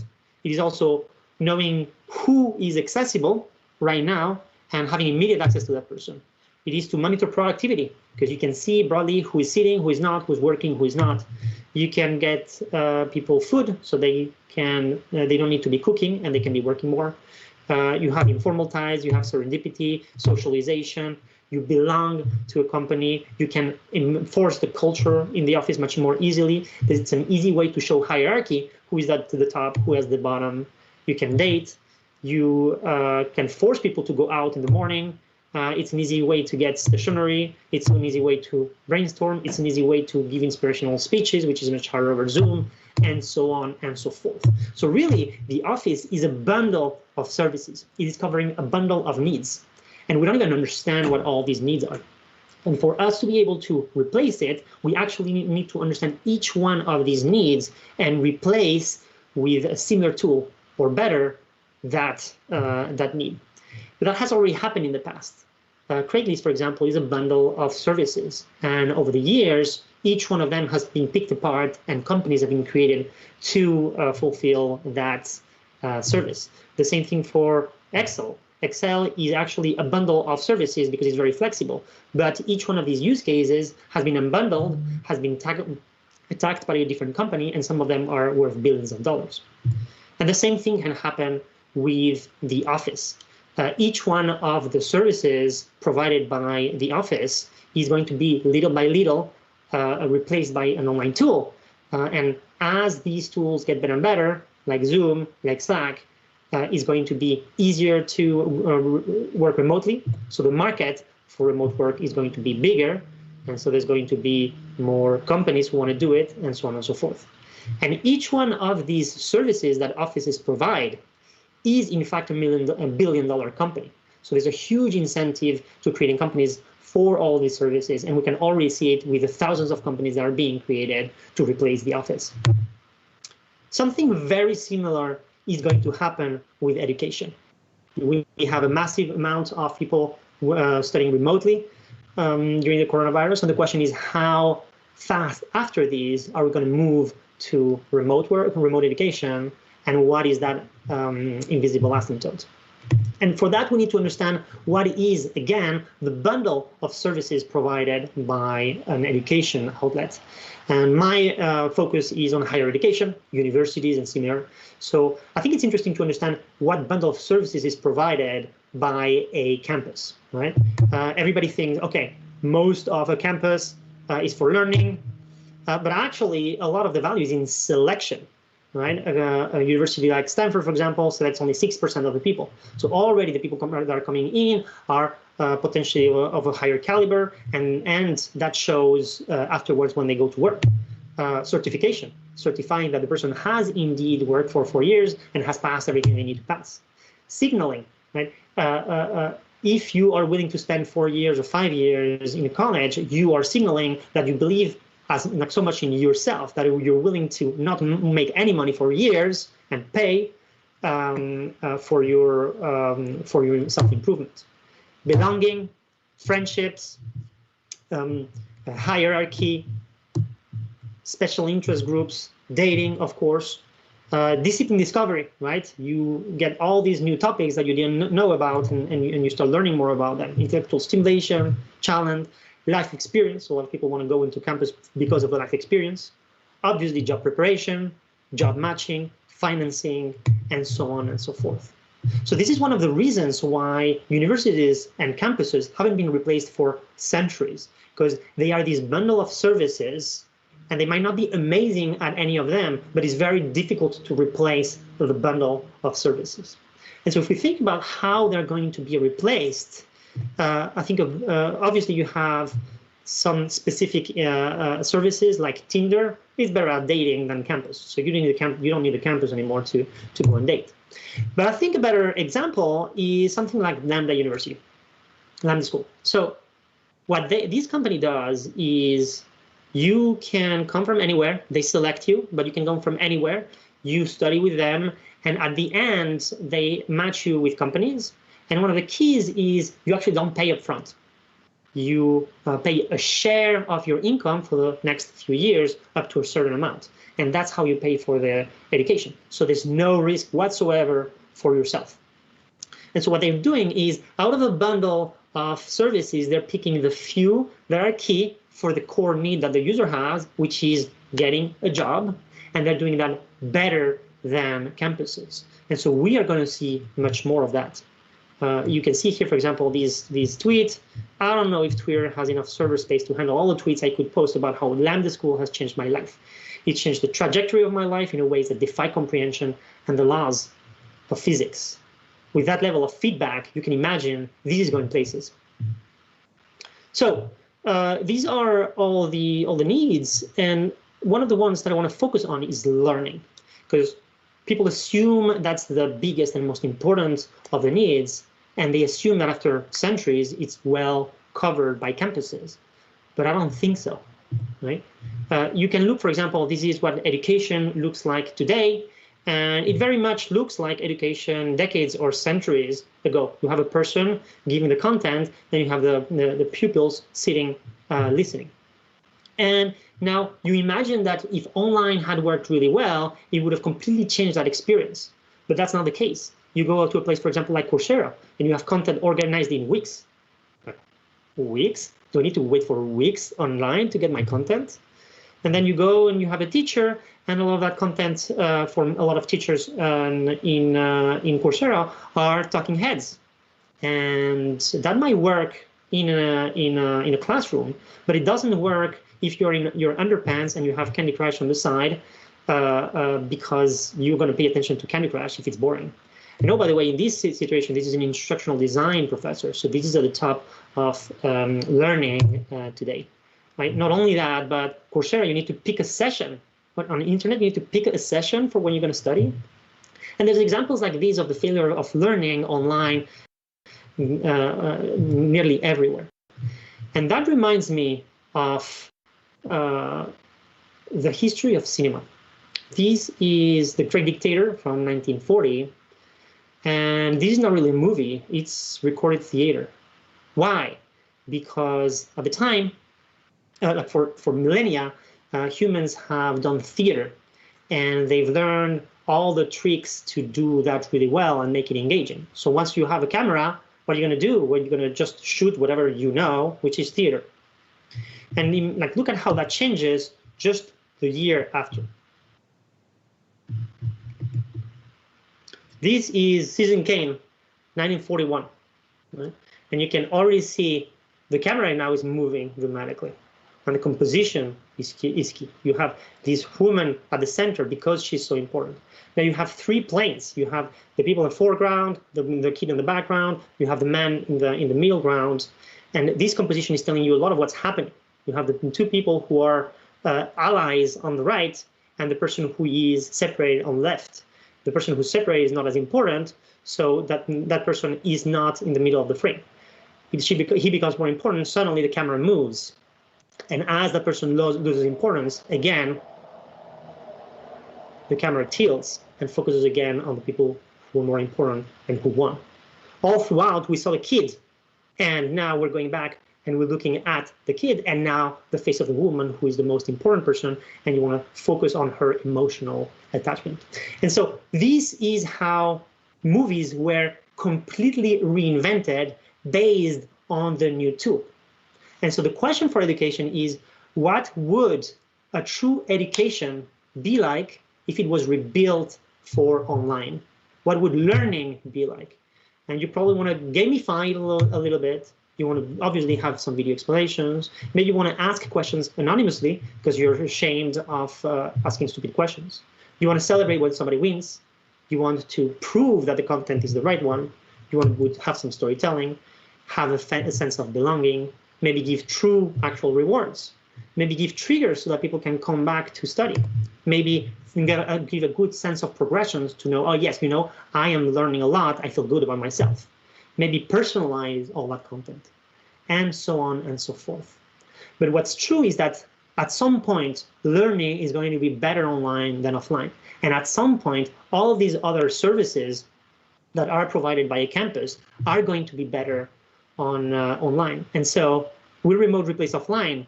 I think it's a question of time. Remote will replace online. Thank you. Thank you for sharing your knowledge with us, Tomás, but don't leave us yet, because there is someone else here with us who has some questions for you. Please welcome Juan José Güemes, President of Center for Entrepreneurship and Innovation at IE Business School. Juan José, it's all yours. Hi, Marta. Hi, Tomás. Welcome to Enlighted. Hi. I hope you come soon to I'm Spain super happy to be here. and to welcome you at IE University soon. I hope so. So, Tomás, you have been talking about disruption in education. How long is it going to take place to be a complete disruption in higher education and education in general? I think higher education is pretty safe because it is a bundle of all these services, and we didn't even realize what this bundle of services was. And it's very, very hard to replace each one of these services, right? Learning is probably one of the easiest ones, I would say. Certification might be harder because they rely on a brand, and it's very, very hard to build a brand. When we're talking about Lambda School, well, they need to build a brand before everybody trusts them, and that takes a lot of time. And so what I think is going to happen is that some pieces, some of these services are going to be replaced earlier than others, and some of them are never going to be easily replaced. For example, the life experience, it's extremely unlikely that you can create that life experience online. It's very probably hard to create this level of friendships online. And so what I would say is it is going to be faster than we think right now, but especially on some services. That means that the schools that are focused on these services and are now worse than the digital version, those are the ones that are going to disappear.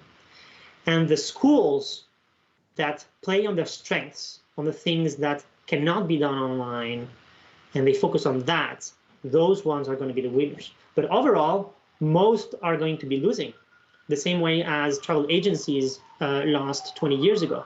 Why? Because you build once an amazing travel agency online, and then suddenly all the travel agencies that had a geographic monopoly disappear. The same thing is going to happen online. If you have an amazing experience online that is better, that's going to be better than hundreds or thousands of schools worldwide, then many of them are going to disappear. So, Tomás, according to Christensen, who unfortunately passed away during this period, we all were confined all over the world. According to Christensen, disruptive innovation is such kind of innovation that makes complex and expensive products and services to be much cheaper and much simpler, and then accessible to the most. So what do you think is going to change in education, in not only the way we deliver education, but also in the financial model, to make it more affordable, cheaper, simpler, and then accessible for the most? Yeah, it's interesting because Clay Christensen is also the person who is behind modularity theory, which is this concept of bundling and unbundling, right? You have a bundle of services provided by the office, a bundle of services provided by schools, and it gives a sense of when and how is that going to be replaced by something different, by something modular. And the answer is, well, if you can do each one of these services independently, then it becomes much more modular, right? The way a computer, for example, it can be modular because you have the processor and the battery can be a different company, and the montage can be different, and the monitor can be different, right? So once these things can easily talk to each other, suddenly it becomes modular.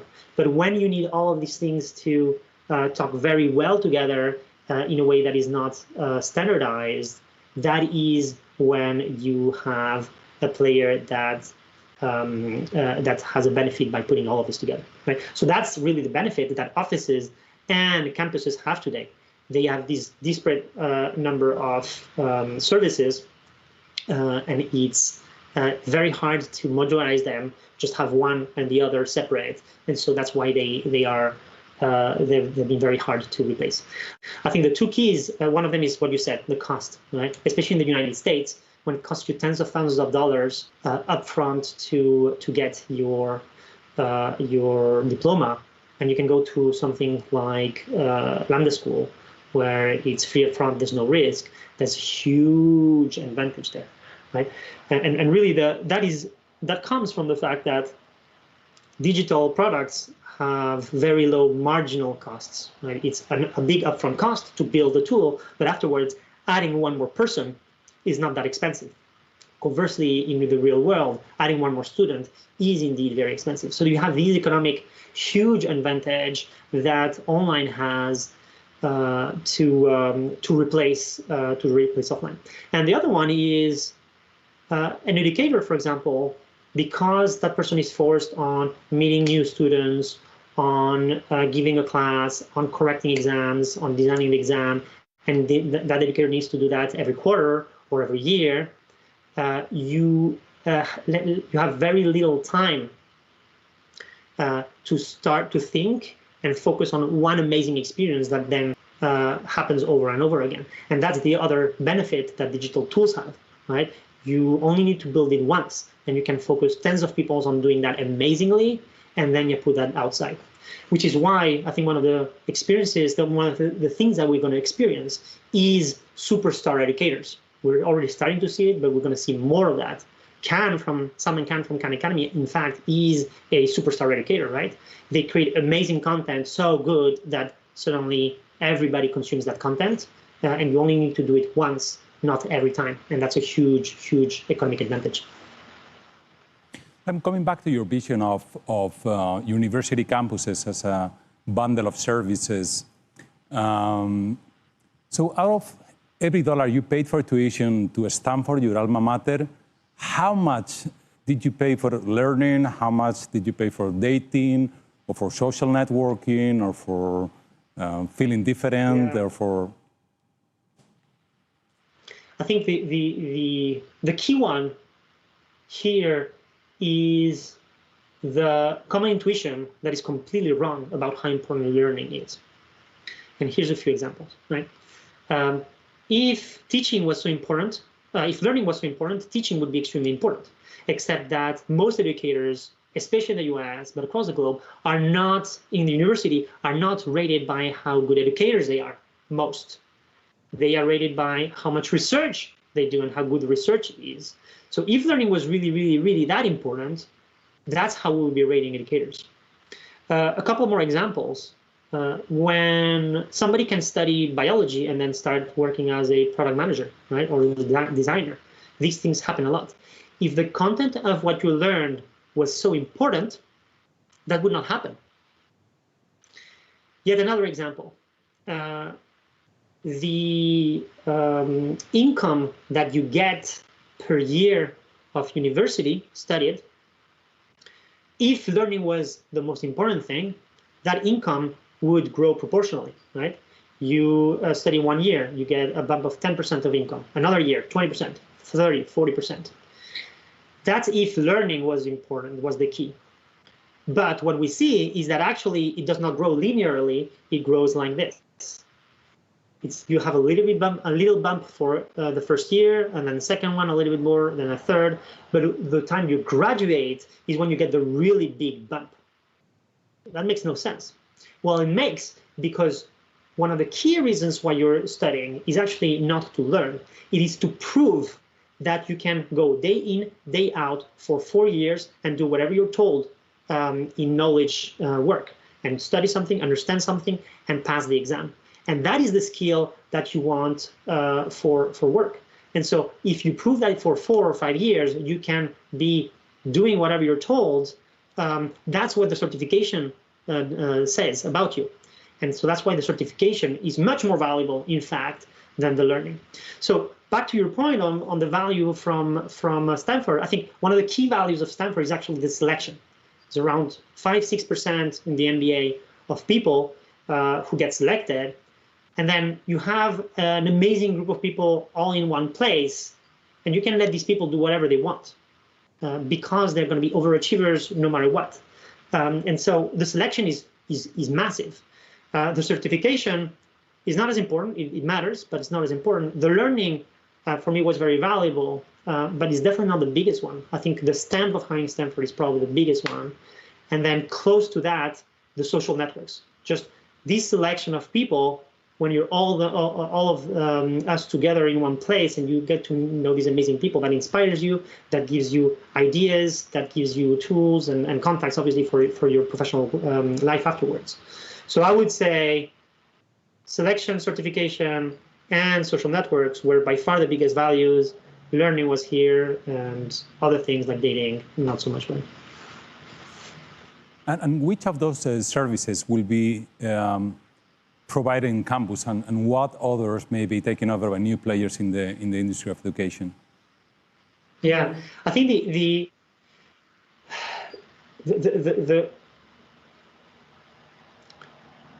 what scares me the most about higher education is that some of the biggest values, the things that are most valuable, can be replaced relatively easily. So the underlying reason why people go to university usually is for income. They want a job. And what they learn, the certification, the selection, is valuable for that. And so you take something like Lambda School, and I think the bundle of services that they picked is very, very clever. It's very focused on the job side. It's telling you within a few months, I'm going to get you from wherever you are to this place where you're going to make substantially more money. It's focused on the job. And so if you, and they're doing all the services that you need to do that well, right? They're teaching you, obviously, but they're selecting. There's a huge selection to participate in the program. There's amazing financing. And they're very, very focused on placing students in companies, and they're doing that really, really, really well. And so you have these institutions that has been really intelligent on the subset of the services to replace. And my guess is there's going to be more like it, and also it's going to keep growing really, really, really fast.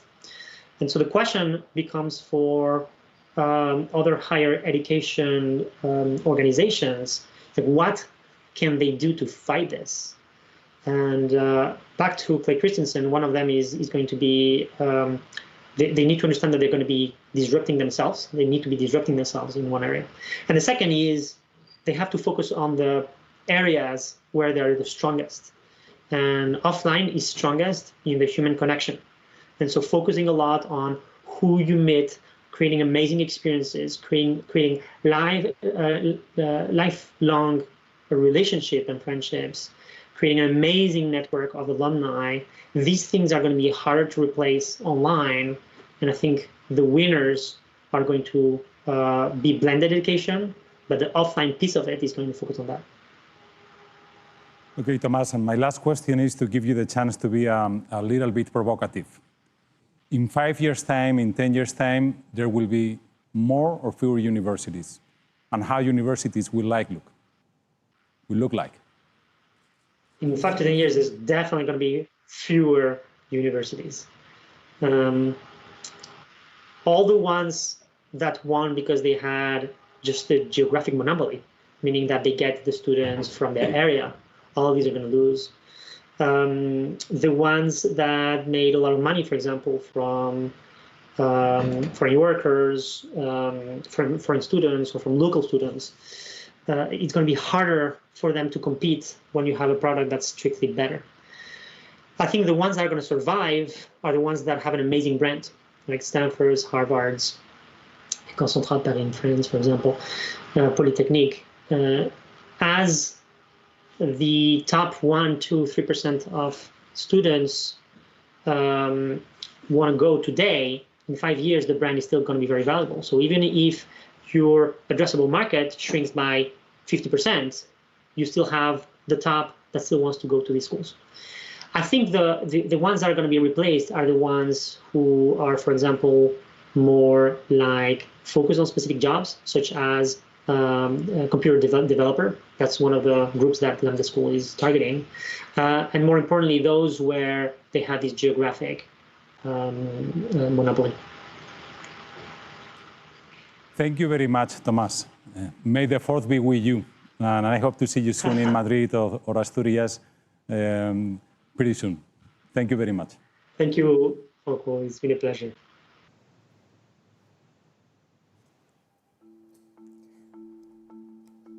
Thank you, Juan José, Tomás. It's been a pleasure. Thank you so much for being with us. Estamos llegando al final de una semana llena de revelaciones, llena de ideas brillantes. Y ya sabéis que toda buena historia acaba con un gran final. Para clausurar esta tercera edición del Enlighted 2020, tenemos con nosotros a una figura de relevancia mundial, Premio Princesa de Asturias de Cooperación 2019 y un auténtico abanderado de la innovación educativa. Estoy hablando del matemático, ingeniero e informático Salman Khan. Formado en Harvard y en el MIT, Salman ha conseguido convulsionar el panorama educativo con la creación de Academia Khan, una plataforma de aprendizaje online gratuita y sin publicidad con más de 72 millones de usuarios en todo el mundo.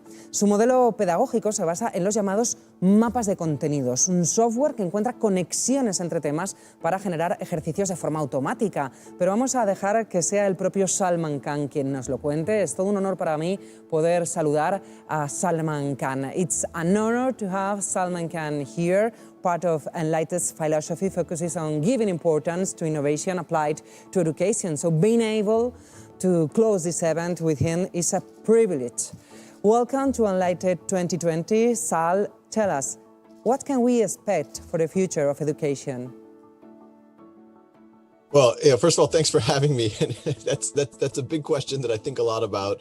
But I encourage everyone to take anything I have to say with a grain of salt, because it's always hard to predict the future. But I'll tell you what I think we know. So even before COVID hit, there was some basic principles that we have been trying to do from Khan Academy. As you introduced, Khan Academy, we're a not-for-profit. Our mission is free world-class education for anyone, anywhere. It started as really a project for me to tutor my cousins, and I started writing some software for them. And then I started making videos for them, and they told me that they liked me better on YouTube than in person, so I kept going. And so by 2009, it was a real organization. I had quit my job. And there's always been three pillars to Khan Academy. The first is, can we make all of the material from pre-K through elementary, middle, high school, and college available for free for anyone in the world, in all of the world's major languages. And that kind of introduces this idea that everyone has access and that learning should not be bound by time or space. The second pillar that we've been advocating for and trying to build to enable is, if students learn something, can we make it so that the learning adapts to the student as opposed to the student have to adapt to the learning? In a traditional academic model, what happens, and this is the schools that you and I grew up in, we'll have a lecture, then we'll have some homework, lecture homework, and then 2 weeks go by, and then we might have a test. And then on that test, let's say that I get a 70%, you get a 90%, even though we have identified gaps on that test. I didn't know 30% of the material that happened to be on the test. You didn't know 10%. Even though we identify the gaps, the whole class has to move on to the next concept. Probably a concept that builds on those gaps. Maybe I got a 70% on basic exponents, and now the whole class is going to move on to negative exponents or logarithms. Or maybe I only knew dividing decimals 80%, and then when I get to 9th grade, I have to do an algebra equation with that builds on that. And so what happens in a traditional academic model, the class just keeps moving. And so what is fixed is how long and when you have to work on something. And what's variable is how well you learn it. You have your grades, A, B, C, D, F. But the second pillar of Khan Academy, we think that there's an opportunity now where you don't have to make that compromise, where we can let every student learn at their own time and pace so that they have strong foundations, so that they can master the concepts. If we were talking about this 50 years ago, every teacher on the planet would say, yes, I know that when I have 30 students in my classroom, they all have different gaps. They all are ready to learn at different paces. But I, as one teacher, how do I support that? But now we can talk about using Khan Academy and software so that every student can learn at their own pace master concepts. The teacher is informed in real time where their students are, and then they can do more focused interventions and really unlock the power of human to human interaction to really make sure that every student's needs are served. The last pillar that I'm a big advocate for, and we haven't had a chance to work on this as much, but I think this is going to get accelerated when we talk about the future, is how can someone prove what they know so that anyone in the world will recognize it and they have access to higher education or access to jobs. Actually, the previous guest's commentary really did touch on this notion. So that's what Khan Academy has been preaching, what we've been working on well before COVID. And then you go to March of last year and COVID hits. And this was one of those situations that I think none of us could have predicted, but it was one of those moments where, you know, we kind of looked left, we looked right, and we said, I think this is us. I think we're going to have to step up now, because as soon as the schools started closing around the world, parents, families, teachers, they needed something that's free, that's accessible, that is well proven. There's over 50 efficacy studies on Khan Academy because it's open and it's rigorously researched. And so we saw our traffic go through the roof. We tried to start supporting parents and teachers with webinars and daily schedules. And then, you know, when we started to realize that COVID, and the world started to realize that COVID was going to be a more extended school closures, or that we would have to do distance learning for longer, that's when we realized that, one, we would need to accelerate a lot of the parts of the vision that I just talked about, and that the world was going to be fundamentally different post-COVID. It's not that it would have changed the trajectory, but I think it accelerated the trajectory. So learning should not be bound by time or space. COVID has made that a reality, that learning cannot be bound by time or space. The idea of being able to give more, put more on students to have the independence to learn at their own time and pace. We're seeing that in COVID. We have to do that because all of the work that kids are doing are in the home environment. This idea of competency-based learning, regardless of how you learn it, regardless of how long it took you, the fact that you can get to a well-defined endpoint, this too is being catalyzed by COVID because students are being able to engage at different levels. And the other thing that COVID is putting a big spotlight on, you know, everything I talked about pre-COVID, one of the main barriers has always been the digital divide. As soon as COVID hits, we see the digital divide, the fact that middle income and upper class families have internet access while low income families around the world tend to not have sufficient internet access. And so with COVID, I think the whole world has realized that the digital divide is unacceptable, that it's like having people in your city who don't have clean drinking water or electricity or heating, that this thing needs to be closed. And so what I see happening over this time period, over this COVID time period, which is likely to last for another 5-6 months at least, is that finally people are taking the digital divide seriously, and that's going to accelerate the fact that learning shouldn't be just bound by time or space. We're seeing a whole generation of teachers being thrown into the deep end of the pool with technology, which is very uncomfortable, and they're doing heroic efforts. But what the side effect of it is going to be that they're all going to be much more comfortable with technology after COVID is over. And so the frictions of adopting these technologies are going to be lower. You have a whole generation of parents and students who have now taken more ownership over the students' learning, which I think is going to be one of the major trends of the future. And people realize that with all of the gaps forming, you know, people have been talking about a K-shaped recovery in the economy, that the people in the upper class are doing fine, but people in the lower incomes are doing worse. We're seeing a K-shaped recovery in education as well. A lot of middle income or upper class families, their kids are able to learn just fine. It's still a suboptimal for them. But with the families that don't have digital access, maybe they don't go to well-resourced schools, they are falling further and further behind. So as we get out of COVID, hopefully the digital divide is going to be addressed. You have parents that are more involved in schools, teachers who are more familiar with technology. And because of the gaps that formed, you're going to have, I believe, a more focused effort from the broader, the global education system on how do we fill in students' gaps. And that goes all to personalized learning. You can't just, you know, say, okay, let's not pretend like the last year happened and then just keep going with the motions of what we were doing before. We have to really think about how do we fill in those gaps. And so as you go forward, you know, the future, I see a world, let's say 5 or 10 years, where Khan Academy is already available in 46 languages around the world. Our Spanish Khan Academy is one of the most built out ones. But you're going to be able to have all the academic material from pre-K through the core of college available for free for anyone in the world. It's going to be available in a way that's personalized. It's going to be localized. It's going to be available in probably by that time all of the major world languages. And you're going to have ways to prove what you know. And that evidence, some students, it might take them 2 weeks. Some students, it might take them 2 years to say they have proved that they have mastery in, say, finance or computer programming or writing or calculus.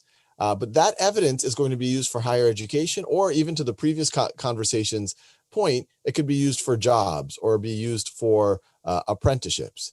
And, the last point I want to make about the future, because, I think we always inherently view technology as part of the future. And I am someone that a lot of people associate with technology, and they associate with online learning. But I want to be very, very clear. If I had to pick between an amazing teacher in person for myself, for my children, for anyone's children, versus the most amazing technology, virtual reality, artificial intelligence, whatever, I would pick the amazing teacher every time, because you're not going to be able to replace that human connection and the ability for a human to connect with each other, empathize, and really motivate in ways that no technology is going to be able to do. So for me, it's never about technology first. It's always about what's our goal. And our goal is we want to form human connections. We want education to be a interactive experience, interactive from a human point of view. We want to maximize human to human conversation.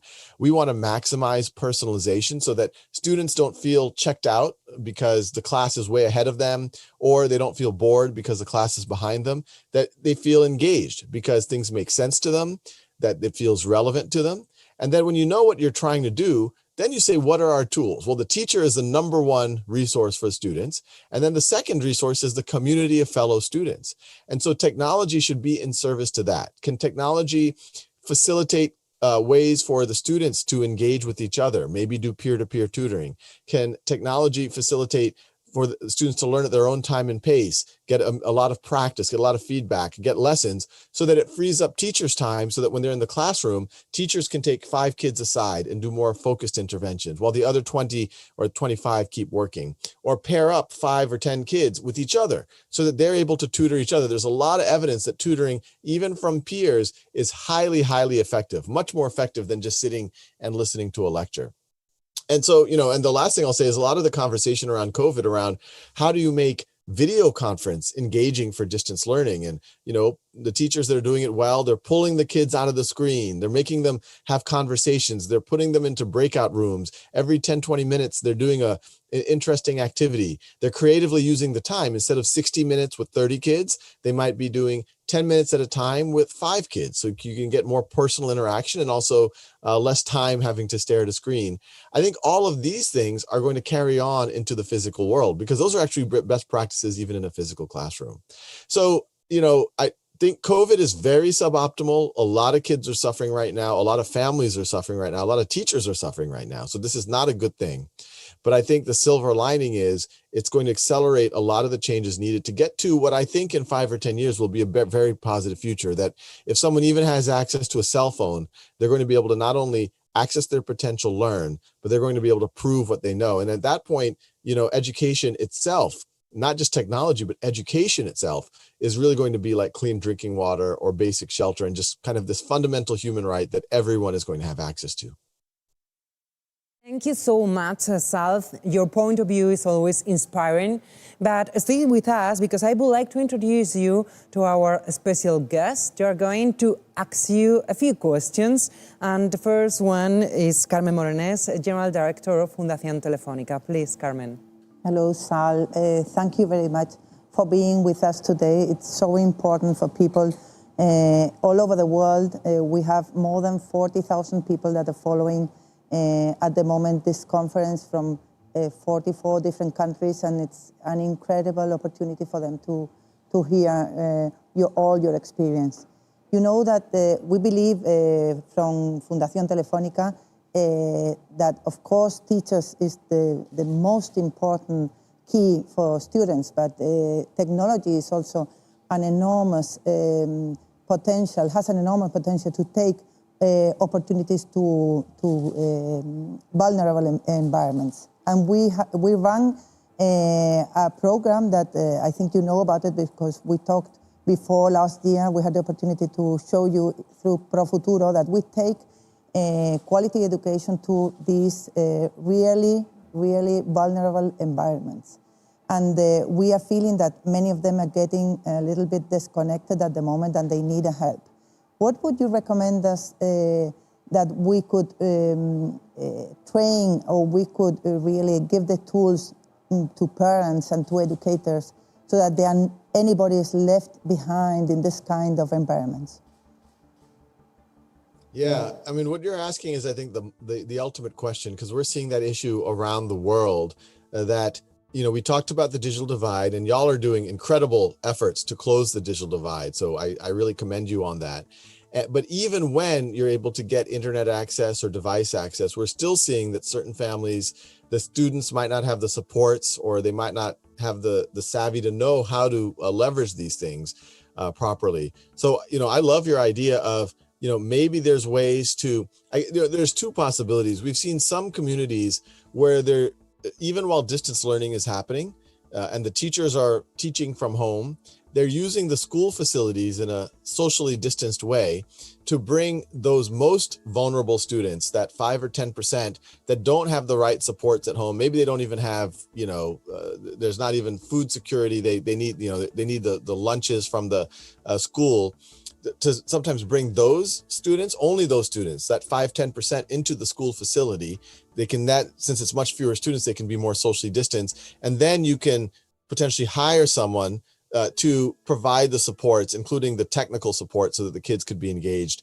The other idea is exactly what y'all said, you know, provide direct training for families so that they know not only how to use the technology, but how to best support their children. And, you know, I think every family in the world right now is questioning whether they're doing enough for their children while they're doing distance learning. Even in my own household, we're always worried about, are we doing too much? Are we doing too little? And so I think the more guidance that we can give, especially for families that are, you know, spread thin right now, that are under-resourced, the better. Sal, as you know, we have students with us today too, and the first one who wants to ask you something is Diego Cubian, a student at the Ramón y Cajal School in Madrid. Diego, please. Thank you very much. I have a question I would like to ask you. What impact do you think online learning might have in students if it is normalized in the schools?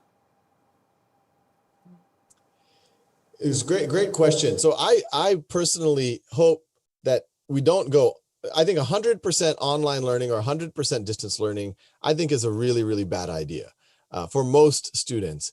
Because as you know, when you go to school, yes, you learn how to factor a polynomial, you improve your reading comprehension, you learn your science and your social studies, but there's a lot that happens in between that's arguably just as important or more important.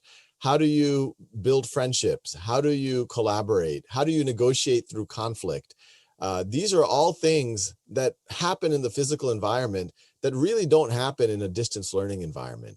And so if we can keep kids, in classrooms in a real physical environment, that is optimal. As I talked about, our dream is always, how do you blend the two? Can you use online tools to support students, support teachers, so that when they come together in the physical environment, you optimize the physical environment even more?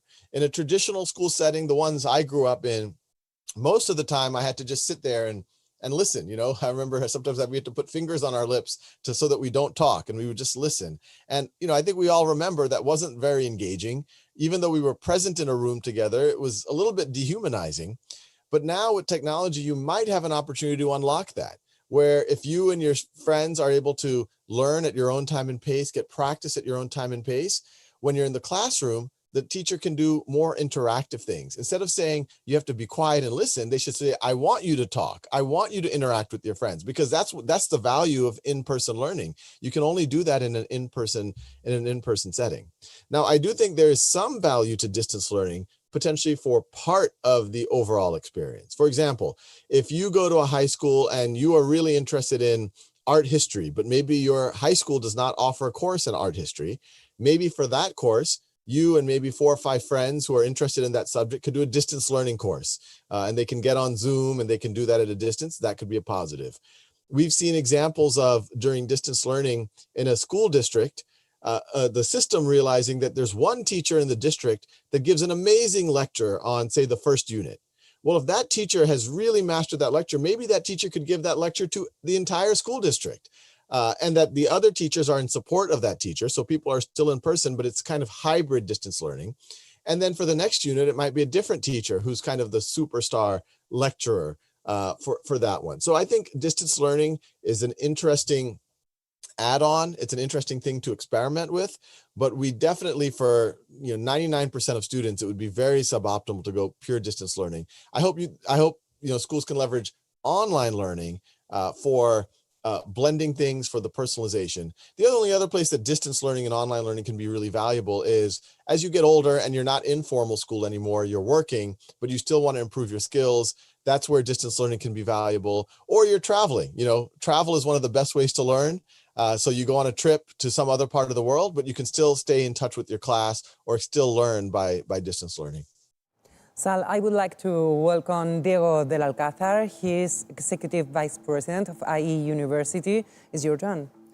Thank you, Sal. I'm a huge admirer of yours. Last year, actually, the 18th of October, you were receiving from our Royal Highness, the Princess Leonor, the Princesa of Asturias prize. And I was at the hospital. My wife was giving birth to my 2 twins. So besides being an admirer, I also have this very nice memory from you receiving and giving that amazing speech. So at our university, we truly believe, as you say, that customization, that technology really humanizes education. Customization really can enhance the learning experience, and from our 20-year experience in liquid learning, we are able now to connect people that are making an internship in New York or that are having a social entrepreneurial project in Cambodia, for example. We can connect them to class. We are actually enhancing their physical experience as well, besides having people face-to-face on campus. So having said this, universities are changing. And you had a full-time on-campus experience at Harvard and MIT. Do you think, or more than do you think, would you like that your kids would go to Harvard to have a 4-year experience as you had in university? Because content and knowledge is something that is king in education, but experience is emperor. And university gives you all that, all the other parts of educational experience that are so important. No? Yeah, put simply, I couldn't agree with you more.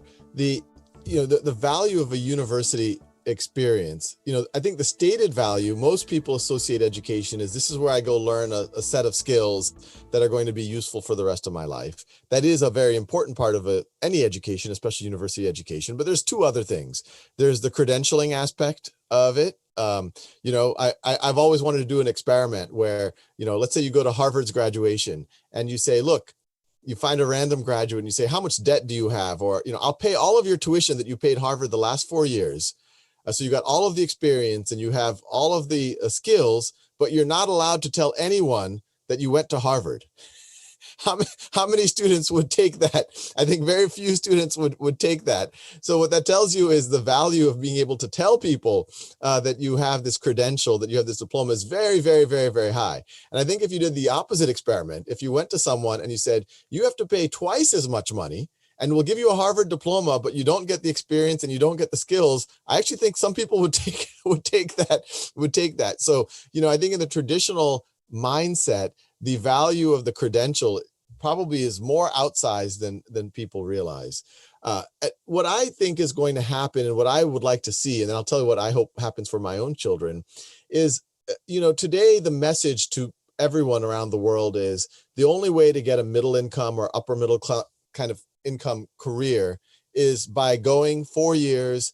I think things are much better in Spain. In the US, especially at a lot of these private universities, it could cost $50,000, $60,000 per year. So this is an expensive, your cost of a university education, you can buy a nice house in much of the country. So it's a very costly enterprise. And that we also know that for some kids, it works out fine. They get jobs that if they have debt, they can pay that back. But for a lot of kids, they come out underemployed after putting, they might be 30, 40, 50, sometimes $100,000, $200,000 in debt. That's a suboptimal situation. So what I hope and I think is going to happen is universities aren't going to go away. You're also going to have alternative paths. The previous guests talked about some of those alternative paths, things like Lambda School. You're going to have more, where if you want to become a software engineer, yes, you can go to MIT or Stanford and get a good GPA, and that's going to be valuable. Or you could do things like Lambda School, get a job, and that's your decision. But what I think, to your question about what universities can do and what I would want, I think, the 4 years that I had at MIT as an undergrad, for me, were priceless. And the most priceless part of it was not sitting in a 300-person lecture hall. Not that all their classes are 300. Most of the classes were pretty small, but a lot of those introductory classes, there were 200 people in the room. And that you can do that better online through video or whatever. The MIT of the future, and I think MIT and a lot of universities, sounds like y'all are also already moving in this direction, that these lectures that have 50 people and 100 people, even 30 people in it, we don't have to do that anymore. That's not a good use of resources. That's not a good use of time. Everything about a university should be, how do we leverage the fact that we have all of these young people together, all of these amazing professors together? How do we get them to interact with each other? In fact, I think universities should measure that. They should benchmark themselves by how much physical interaction there are between the peers themselves and the teachers themselves. And that really should be their utility function of how much value they're adding as a physical environment, because the skills and everything else that can happen in other settings. And so for my own children, yes, I hope that they can, many of my best friends I met in college and university. I met my wife in university. You can't put a price on that. So I want them to have a very similar experience. But I could also imagine if one of my children said, Dad, I don't want to wait 4 years. I want to, do one of these programs, certification programs, and just start programming immediately or go into finance immediately. I would support them. Or, you could imagine, when we talk about having the amazing experience on a campus, which is true, but, there's other ways to also have amazing experiences. Maybe, a cohort of students, or maybe there's a new type of university where you travel around the world while you learn together, but you're able to leverage some distance learning to make sure you get your skills. That also would be an interesting experience. So I think you're going to see more diversity of experiences, and hopefully the universities that thrive are the ones that really anchor on making the in-person experience as interactive as possible. So let me introduce you to our next guest. She's Sandra Corrales. She's a student at the programming school E42 in Madrid. It's your turn. Thank you. I'm very glad to be here. I have to say that this is the best way of celebrating my birthday. 42 is a community that is 99% face-to-face and is peer-to-peer. So because of the COVID situation, it was very hard to us. And my question for you is, what is the key in Khan Academy that is actually working so well when it's actually 100% online? Yeah. Well, first of all, I'm a big fan of 42. And not only what 42 does, but the name. I don't know if people know in Hitchhiker's Guide to the Galaxy, it is the answer to the question of the meaning of life is 42. So I believe that's where the school was named after. But your point is exactly right. Khan Academy by itself, without in-person supports, there's certain students who can use that and learn at their own time or pace. And we get stories from folks all over the world. There was a young girl in Afghanistan, the Taliban keeps her from going to school, and she's able to use Khan Academy from home while she's doing chores to go from a 6th grade level, learn all the math, the science, and she decides that she wants to become a theoretical physicist in the US. She smuggles herself into Pakistan to take the SAT, and then the New York Times finds out about her and writes an op-ed about Meet Sultana, the Taliban's worst fear. And then she's able to get political asylum in the US. And last time I kept track of her, she was doing quantum computing research at Caltech. So there are those people out there that you need to give them at least that level of tools. And if you give it to them, they're going to be able to race and go wherever they can. But even for Sultana, and we know for most people, including myself, you need that plus a real community of learning. Whether it's an in-person learning, ideally, the way the 42 does it, or, right now, because of COVID, we have to do distance learning. And so that's why everything we talk about is our ideal is Khan Academy being used in conjunction with the classroom. And what we hope is to actually turn those classrooms into a lot more like what you do at 42. Everything at 42, as you mentioned, you're doing stuff, you're making stuff, or you're helping each other, and it's peer-to-peer based, or you're working on projects together. That's the way all of schooling can be. And we're hoping that Khan Academy can really unlock that. I have another project that I've been working on that is a complementary to Khan Academy, which touches on this. It's called schoolhouse.world. This is another not-for-profit organization. And this whole point of this is you can learn at your own time and pace and watch videos and get practice on Khan Academy. But if you want live help, you can go to schoolhouse.world, and there's free volunteer tutors who've been vetted who will tutor you on any of the subjects. And we're going to, over time, offer all of the subjects, but it's free tutoring, literally free tutoring for anyone on the planet. And that the way we hope for people to prove what they know is for them to become amazing tutors themselves.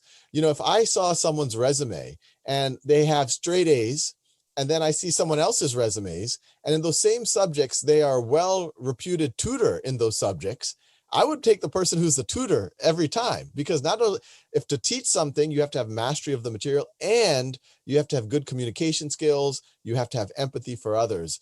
So I actually hope that not only helps close the gap on live interaction and live support, but also a new form of certification where the best thing that you can do is become an amazing teacher, and then people are going to want to hire you.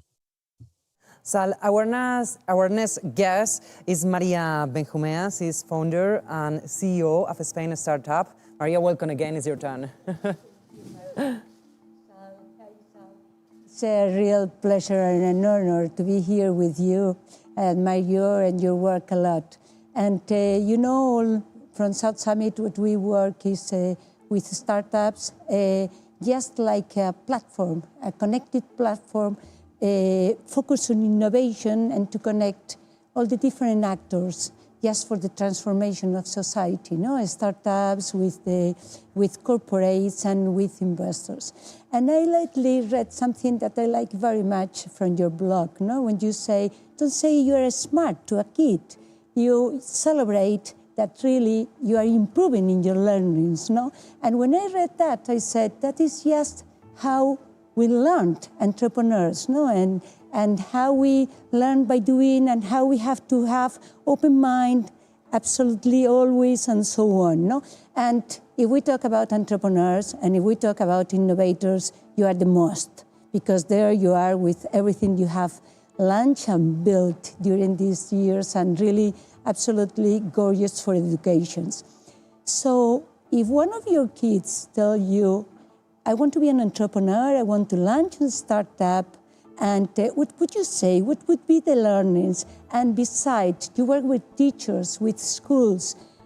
How do you think that really, I think that entrepreneur is key for the development of society and development of economics and everything. What would you say to your kid, and what would you counsel to the schools and teachers?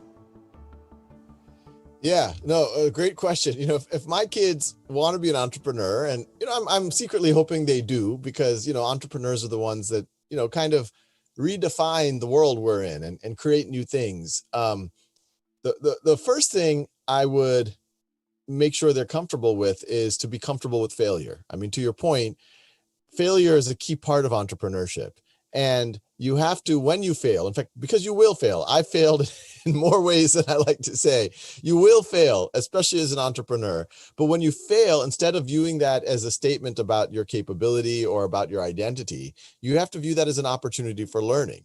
And there's a lot of research that our brains form the most connections, even when you're learning any subject, when you fail and you reflect on why you failed and you fail forward. You make that failure something that you can build upon. So the first thing I would try to encourage my children is have a growth mindset about it.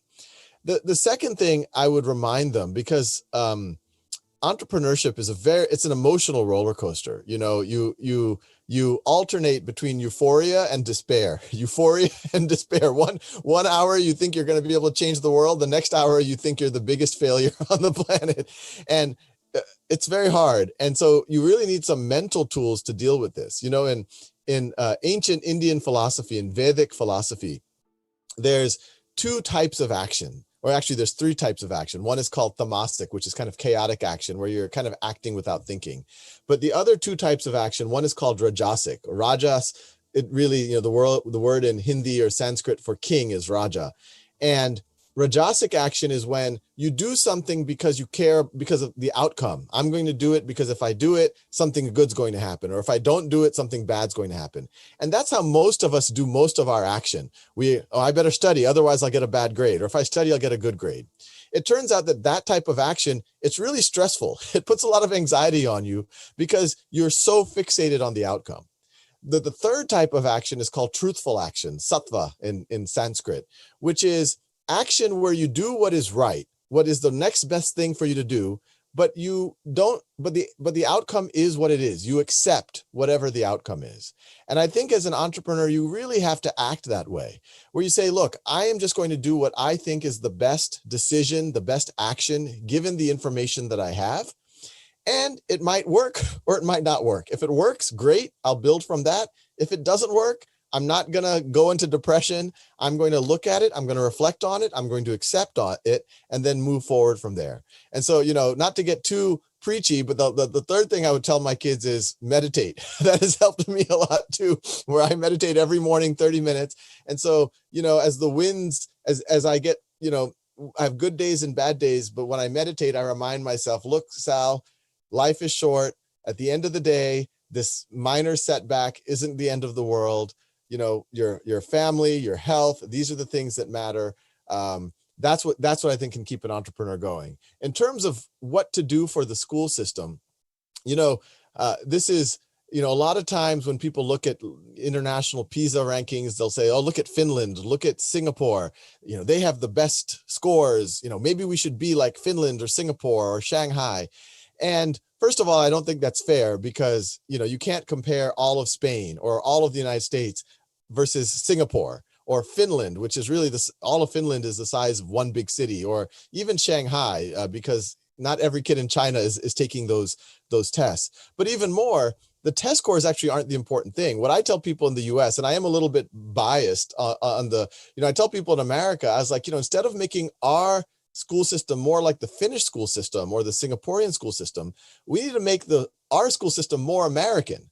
And when I say that, and it's not only American, but one of the associations with that I have, my family comes from the Indian subcontinent, and in India, people are very, it's changing, but historically people care how rich was your family, what is, who's your lineage. They care a lot about that, and if you fail, it's stigmatized. Oh, the people talk about you. Oh, so-and-so tried that, didn't work. There's a lot of gossip. While in the US, and especially in, say, Silicon Valley, which is where I live, no one cares what your parents did. In fact, people are proud if they grew up poor. They'll say, hey, I grew up like this and my parents didn't have any money. And, people view that as almost like a sign of honor. And that if someone fails, people say, hey, that was good. You tried, keep going. People really, really respect that.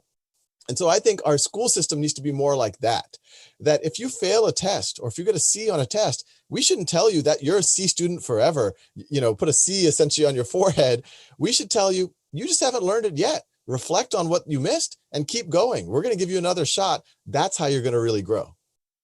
Sal, I don't know if our next guest wants to be an entrepreneur, but he's pretty young. He's Javier Lorenzana Orts, a student at the Ramón y Cajal School in Madrid. Please, Javier. Hi, Sal. You have just talked about poverty and the problems it has. And my question is, how would you bring education to other corners of the world, especially to those where they don't have enough resources to attend to normal classes? And do you think this will have a disruptive impact in society? Yeah, what you're describing is exactly why I wanted to start Khan Academy. When we have a mission, free world-class education for anyone, anywhere, obviously, it's great if middle income folks can use it, because I think even they are suffering from having gaps in their knowledge. And, I've seen even affluent kids have trouble with algebra, not because they're not bright, but because they had gaps in their knowledge and they needed extra support. But the real value of Khan Academy happens when these kids who otherwise would not have had resources, the children that you talk about, are able to tap into their potential. But I think to reach them fully, there will be the sultanas of the world where even if they have nothing else and they just have a cell phone or a cheap laptop and they're able to access Khan Academy, they're going to be off to the races. But my dream is, in 5 or 10 years, pretty much anywhere in the world, one, you'll have internet access, hopefully, some of these satellites, Starlink that they're putting in the sky, or, groups like Telefonica with the work that they're doing to get, internet access to more and more folks, that in 5 or 10 years, everyone has access, everyone has devices, and that ideally, if you're in a rural village in India or Africa, and, one of the problems is that there might not even be someone within 20 miles who can teach, say, calculus or chemistry or writing, that, there could at least be some place where the kids can go that's safe, where they can have some access, and that they can access Khan Academy. And Khan Academy is there to support them, so they can practice, they can learn, they can prove what they know, but they're also part of a community. Maybe there's someone in the village that, a local nonprofit or, that can pay to make sure that the computers are up and running. But I think if we have that type of thing, then, we have a much better shot of having an equitable playing field. One model that I try to live my life by, regardless of whether if we are born again, I don't know what happens after we die, but just imagine you are born again, you're randomly born anywhere in the world. We don't know. You're more likely to be born in India or China in a poor family in a village than we are to be born in Spain or the US in a middle-class family. And so given that framework, how can we selfishly benefit our next version of ourselves, where we're more likely to be born in Africa or India or China? And my hope is that, the things that we can create in 50 years, that if someone is born in that village in India or Africa, that they have at least hope. They have a lifeline so they can learn whatever they need to learn. And last but not least, I'm happy to welcome again Miguel Barrero. He's a General Director of Fundación Santillana. Miguel. Hello, Salman.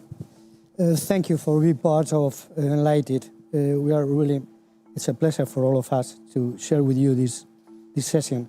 I would like to know your view, focus on K-12, so in the schools.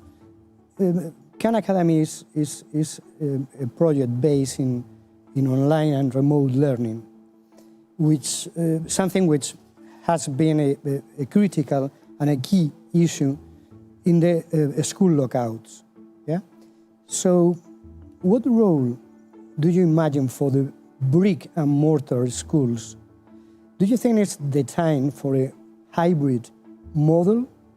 And related with this, how is running your own brick and mortar project, the Khan School Lab? Yeah, so what you're alluding to, 6 years ago, I started a physical school, and I started it because I never imagined that virtual school, that distance learning or online by itself is sufficient. And I was also selfishly motivated. My oldest son at the time was 4.5 years old. So, I've been preaching for the last 10, 15 years, personalization, mastery-based learning, peer-to-peer learning. And so I said, my son and now my daughter and my youngest son, they also go there. They should go to a place like that. But even more, I said, look, in a world where Khan Academy is able to reach hundreds of millions of people around the world, it still might not change the way that a physical school model works. And so, I wrote One World Schoolhouse back in, I'm not trying to promote my book, but, I wrote One World Schoolhouse back in 2012, where, the first third of One World Schoolhouse was, how did the education system globally become the way it is? The middle third of the book was, my story on how I started Khan Academy. And then the last third of the book is, let's reimagine what schooling could look like. There's some things that have nothing to do with technology. Do we need summer vacation anymore? Should school come out at 3 o'clock when most parents have to work till 5 or 6 o'clock? Can we have full year, full day schooling? But also things like, can we do competency-based learning? Can we do mastery, personalization? Can we leverage the power of peer-to-peer? How do we unlock that? And, it's one thing to write all of these things down on paper and to cite research papers, but it's a whole other thing to try to build it yourself. And that was the goal of Khan Lab School. And, now 6 years later, it's a K through 12 school. It's going to have its first graduates. And, it's been really heartening to see that I think a lot of these principles do work, that you can actually give students a lot more independence. And when they do, that you can interact with each other more. And, when COVID hit and they had to become distance learning, they didn't miss a beat because the school was always about students having autonomy and then the teachers working in support of that. In terms of, the future of, what is the physical setting about and does hybrid learning make sense? As I've said, the physical setting is incredibly valuable, but we should really double down on what it is. It's a place where we're there together. So we should be interacting when we get on a physical setting together. It breaks my heart when I observe classrooms and all the kids are just sitting like this. And they're there physically, but we've all been there. We know that they're not often there mentally. They're looking at the clock, they're daydreaming. Because if you just lecture at 30 kids, half the kids are lost, half the kids are bored. What we need to do is really push the system, leverage online tools, so, hybrid, so that kids can get as much practice as they need. If they need help with a certain topic, they can watch a video. So when you get to class, you're not lecturing. When you get to class, they can do more problem solving. They can get into groups together, work on things together, explain things together, do peer-to-peer learning, have Socratic dialogues, do simulations. So that's the dream. The other benefit of hybrid learning or hybrid distance learning, and we're seeing it now, the school, my Khan Lab School, where my children go, for the youngest kids, they've started to bring them in, but certain families are comfortable with that. Certain families are not right now. So half the kids are there with masks on, socially distanced, and the other half of kids are at home. And the beauty of what's happening now is they're able to still all interact together. And so even after COVID, I'm hoping that, let's say my family, let's say I have a trip to Spain. Last year when I had the honor of coming to Spain, I said, I need to bring my kids. They need to see this. This is going to be a once in a lifetime experience. So I brought my kids and they missed school, but that was, in the future, it's okay if they miss school. They can still be with their classmates through hybrid learning. Or if someone is sick or if someone has to do something, they can still stay connected. So I think that's going to be the real power of hybrid learning as we go into the future. Salman Khan, thank you for your wisdom, for your words, for being here with us in this Enlightened 2020. Thank you so much from the bottom of my heart. Thank you. Thank you. Thanks for having me. Pues muchísimas gracias a Salman Khan, muchísimas gracias también a todos nuestros expertos que han estado aquí con nosotros, muchísimas gracias también a los estudiantes, a los jóvenes, que son el futuro, vuestro es el mañana y vuestro es también el día de hoy. Y muchísimas gracias, por supuesto, a todos vosotros que estáis ahí. Ya sois parte de la historia del Enlightened. Muchas gracias por habernos seguido, por haber estado viéndonos a través de las pantallas durante toda la semana y siguiéndonos en directo desde todas las partes del mundo. Cuando cerrábamos el escenario, desde aquí abríamos en Latinoamérica, donde la actividad y la participación por parte de todos vosotros ha seguido durante otras 6 horas más todos y cada uno de los días. Todos los que estáis a ese lado de la pantalla sois ya parte de la historia de este Enlightened. Y por supuesto también quiero agradecer a los socios de Enlightened, Fundación Telefónica, IE University, Fundación Santillana y South Summit. Un año más han apostado por hacer posible un evento que es ya todo un referente en educación, en innovación y en tecnología, y que además este año ha sido así de especial. La verdad es que esta tercera edición del Enlightened 100% virtual ha sido todo un éxito, con más de 40.000 asistentes virtuales de 44 países de todo el mundo. Así que reitero, muchísimas gracias a todos por haber estado aquí con nosotros. Bueno, esto no termina aquí. De hecho, Enlightened acaba de empezar realmente y sigue vivo dentro de nuestra plataforma, que permanecerá activa activa y que permanecerá abierta para todos vosotros, superthenlighted.education, para que sigamos compartiendo conocimientos, para que podamos disfrutar de todas estas reflexiones, de los talleres, de las conversaciones que se han ido sucediendo a lo largo de estos 5 días. La verdad es que esto es lo bueno que tiene la tecnología. En este momento son las 6:48 de la tarde, aquí en Madrid nos despedimos, pero antes querríamos decir adiós a una de las personas que más han marcado el espíritu de Enlighted. No solo fue ponente de nuestra primera edición, es que además dedicó toda su vida a la educación, a otra forma de educación. Estoy hablando de Sir Ken Robinson. Pocos como él nos han hecho abrir los ojos a la necesidad de revolucionar este campo, a mirar al futuro y a dejar que los niños además expresen su talento innato. Os vamos a dejar ahora con un mensaje suyo que perdura en el tiempo para todos aquellos que creemos en la educación como pieza fundamental para impulsar la transformación de la sociedad en la que vivimos. Muchísimas gracias a todos. Con este recuerdo en memoria de Sir Ken Robinson, nos despedimos.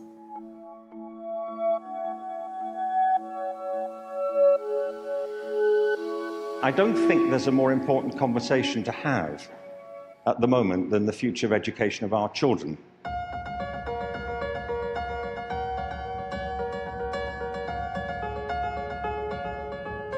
We've created systems of education now which are rooted on international competition around particular disciplines. And I think we've got to stop this. We've got to realize that education is about human rights. It's about the lives and hopes and possibilities of our children and the hopes and expectations and security of our communities. Human beings are profoundly, deeply and endlessly creative. It's why we have such complex and interesting cultures. It's the pulse of human intelligence to come up with fresh ideas and fresh ways of thinking. But our systems of compliance actively militate against the very thing that makes us human. Every human life is different and unrepeatable. We have certain things in common, but the hallmark of human life and society and culture and achievement is not conformity, it's diversity. And if we want our communities, if we want our children, if we want our businesses to flourish, we have to think of education in terms of promoting diversity, not conformity. We face existential problems as a species currently with the growth of our technologies, the growth of our populations, and the strains on the planet. And education is a big part of the solution. Now, H.G. Wells once said, he was the great science fiction writer, that civilization is a race between education and catastrophe. I think that's right. If you look at the great cultural problems we face in Europe, if you look at the social problems we're generating, if you look at the economic crises we have to weather, the only way we'll deal with these is by doubling down on developing our sense of compassion, collaboration, and our unique capacities as human beings. That's the big mission for education, and it couldn't be more urgent. Even if we get it right, by the way, we still won't be able to control or predict the future. But we will have a future, and so will our children.